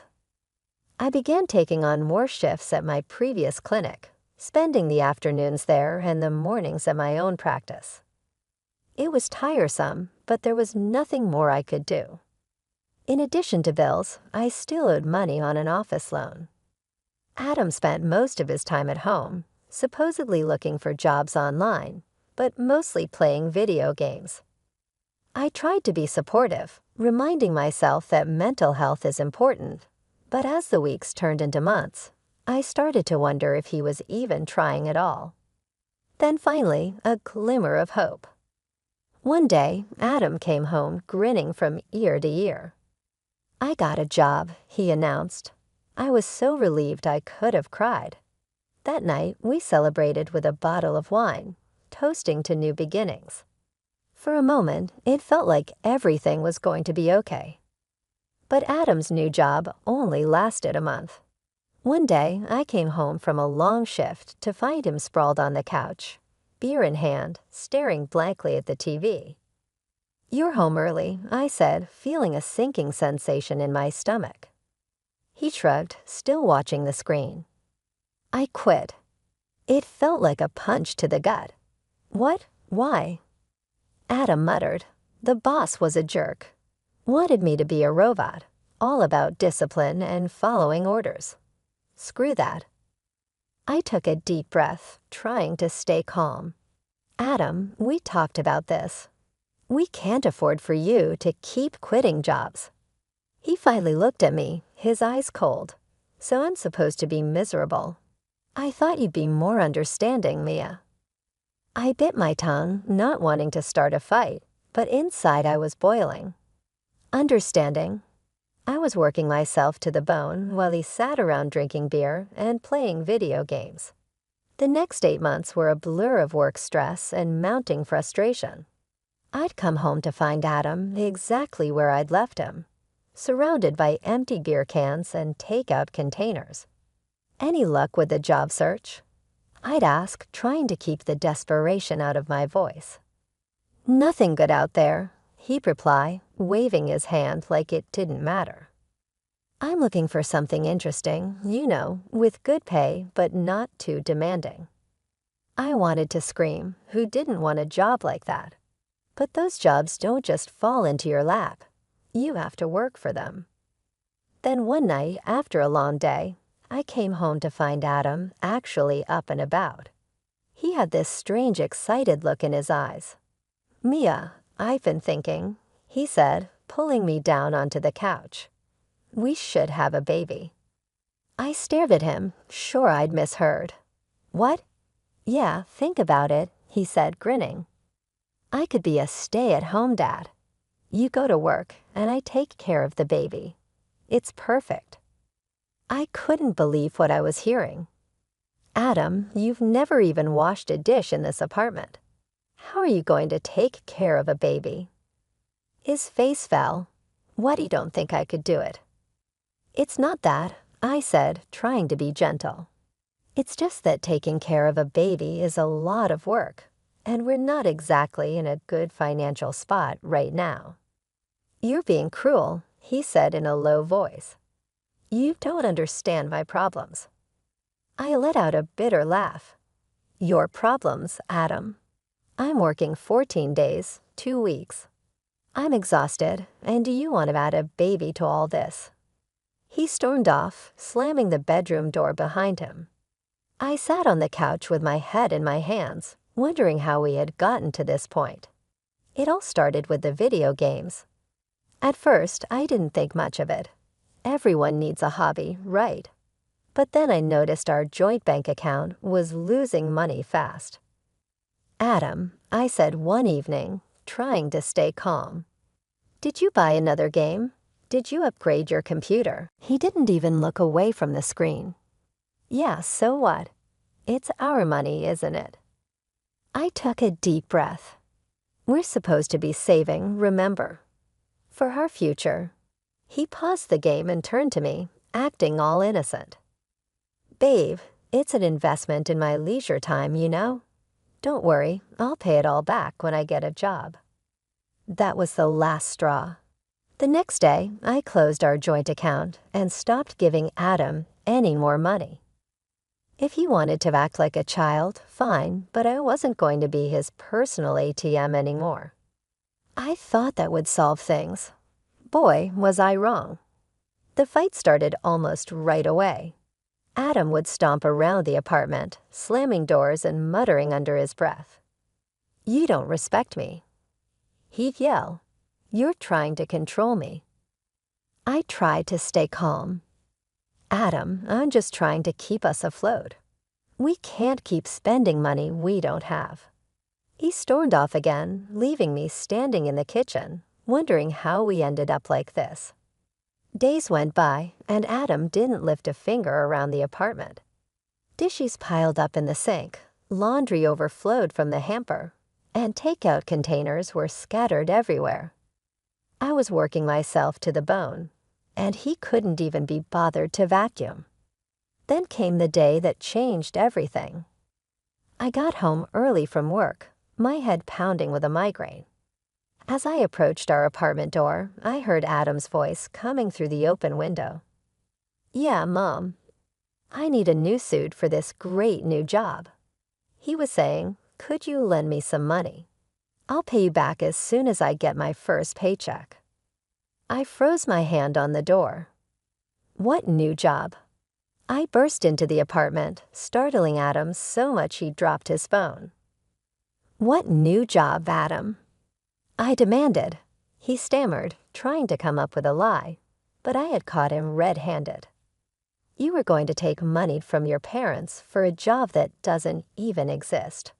I was shaking with anger. "I was going to tell you," he mumbled. "Tell me what?" "That you're a liar. That you'd rather take money from your parents than get up and find a real job." What followed was a huge fight. We yelled, we cried, and said things we couldn't take back. In the end, Adam grabbed a bag and stormed out, saying he was going to stay with his parents for a while. As the door slammed behind him, I sank to the floor, my head in my hands. I had my own business. I was driven. I was successful. Yet here I was, married to a man who seemed determined to drag us both down.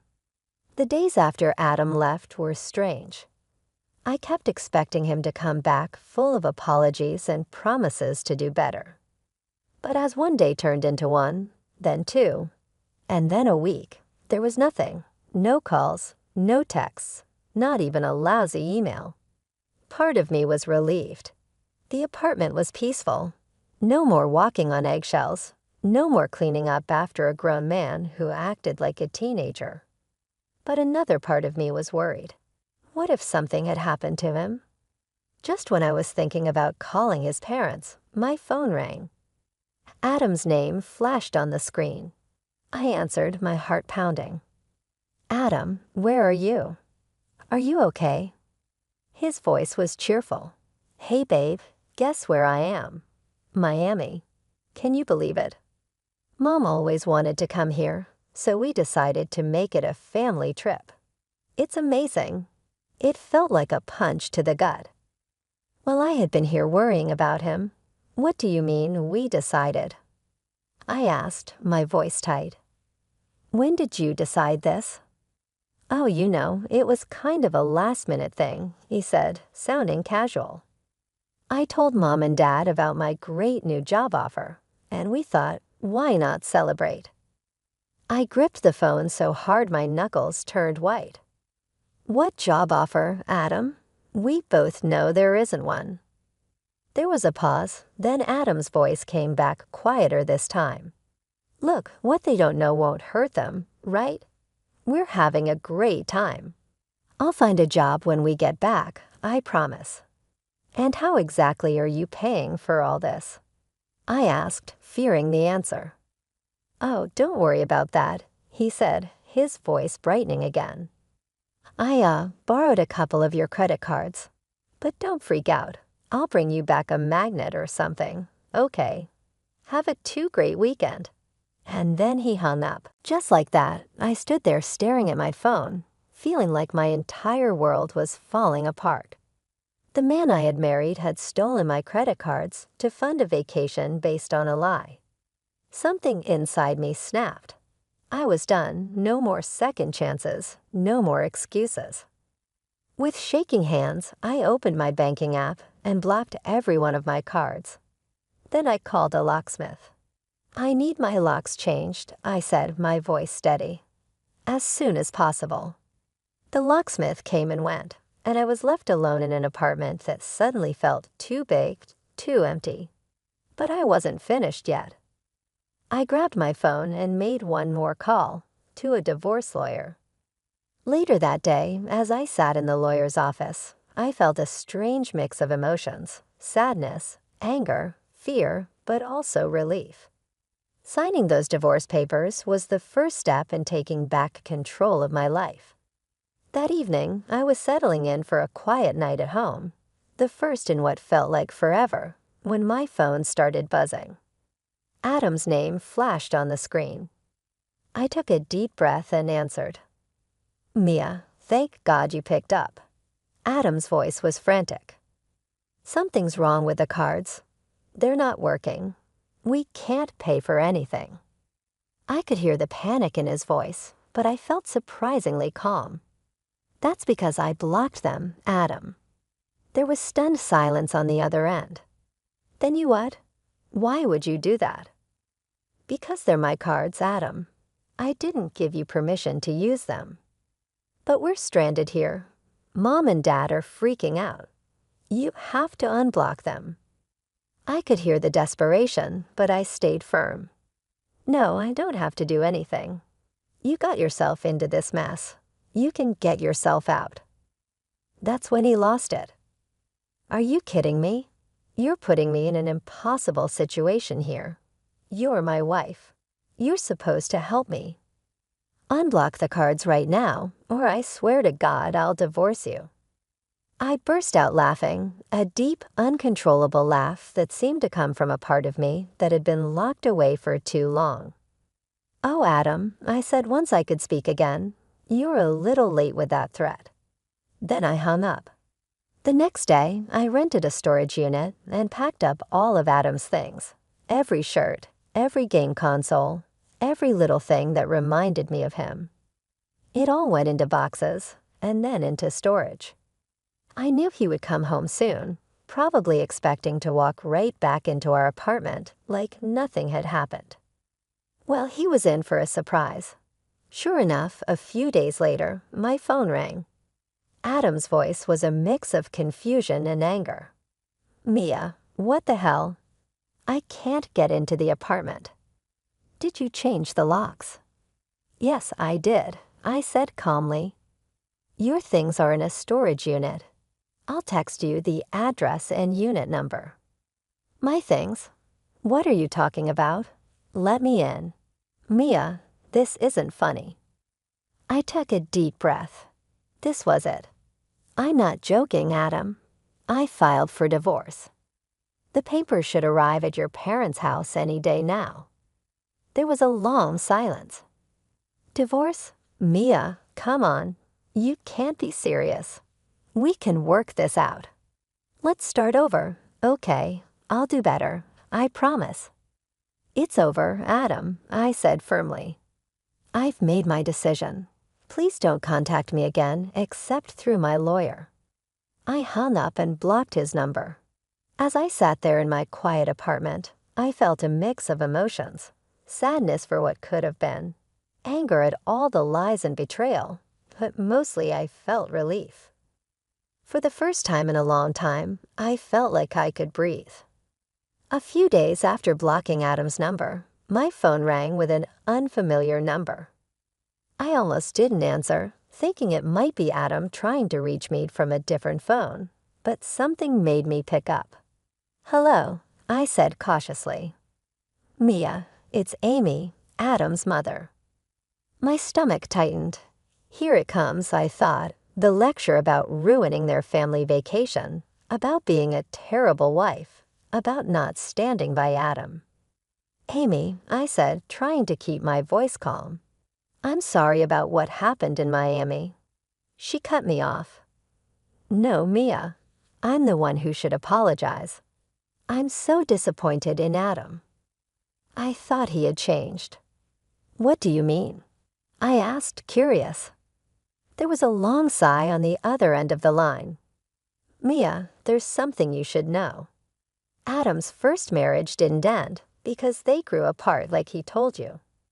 His ex-wife left him because of his irresponsibility, his lying, his inability to keep a job, and his stealing." I felt like I had been hit with a wave of cold water. It felt like I had been punched in the gut. "He never told me." "I know," Amy said softly. "We hoped that living with you, seeing how hardworking and responsible you are, would inspire him to change, to grow up." Her voice trailed off, and I could hear the pain in it. I felt a wave of sympathy for her. She had been fooled just like I had. "Amy, I'm so sorry." I said, "I had no idea." "No, Mia," she said, her voice firm. "I'm sorry we didn't tell you the full truth from the start. I'm sorry we let you go through this, and I'm more sorry than I can express for what Adam has put you through." Tears welled up in my eyes. "Thank you," I whispered. "I want you to know," Amy continued, "that when we found out the truth, how he had been lying to you for months, how he stole your credit cards, and how he deceived us about having a job, we kicked him out. He's not welcome in our home right now." I was speechless. I had been so worried about being judged by Adam's family, and here they were standing by me instead. "I don't blame you for divorcing him, Mia," Amy said. "You deserve so much better. I just hope you don't think badly of all of us because of Adam's actions." "No, of course not," I said quickly. "Amy, I never blamed you or your husband. You've both always been kind to me." We talked for a while longer, with Amy filling me in on some of the details I had missed. By the time we hung up, I felt like a weight had been lifted off my shoulders. I wasn't alone in this. I wasn't wrong for feeling betrayed and angry. In the weeks that followed my conversation with Amy, life started to settle into a new rhythm.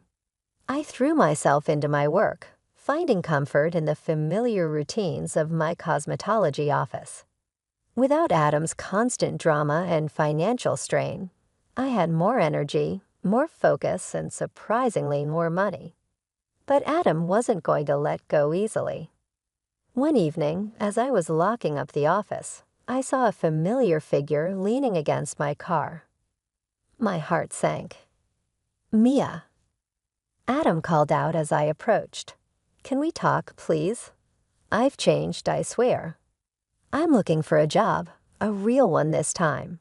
I'll pay you back every cent. Just give me another chance." I briefly had a tinge of something, either nostalgia or perhaps pity. But then I recalled all the suffering and worry he had caused me, along with all the lies and broken promises. "No," I firmly said. "Adam, I'm done giving you opportunities. Kindly depart." I brushed him aside and climbed into my car, trembling as I turned on the ignition. He was standing there, appearing lost, in my rearview mirror as I was leaving. However, I didn't go back. I didn't get to see Adam in person again after that. He attempted to contact a couple more times that last time, but I blocked each attempt. After some time, the divorce was settled amicably. Furthermore, what do you know? Without the ongoing worry over Adam's unemployment and expenses, life got a lot better. Things got a lot better financially. I was able to devote my entire being to my cosmetology practice, and it was fruitful. My clientele increased as word got out, and before long, I was fully booked. I made the decision to leave my clinic part-time work and devote all of my attention to my own company.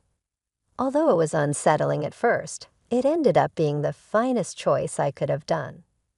With more time and energy to spare, I concentrated on growing my clientele and marketing. To help with the burden, I went so far as to recruit 2 extra cosmetologists. All of a sudden, I was more than simply a cosmetologist. I was in charge. I paid off the debt I had taken out to launch the company early. I felt financially comfortable for the first time in years, and the incessant anxiety about money had vanished. However, it went beyond money. I began rewarding myself with small pleasures, such as weekend getaways, elegant dinners, and the shoes I had been eyeing for months. I used to always tell myself that we had to save every dollar for an unrealized future. Therefore, I never did these things. Looking at the blueprints for a new treatment room from my enlarged office, I can't help but be astounded by how much has changed. I've gone from merely existing to flourishing, and I accomplished it all by myself. Please understand that it wasn't always simple. There were times when I want to return home and celebrate my accomplishments with a companion. But when I established a life I genuinely valued, those times dwindled. In retrospect, I see that divorcing Adam wasn't the conclusion of my journey. Rather, it was only the beginning. I made my decisions about my future, my goals, and myself at that same instant. Furthermore, what do you know? In a heartbeat, I would choose to do it over again.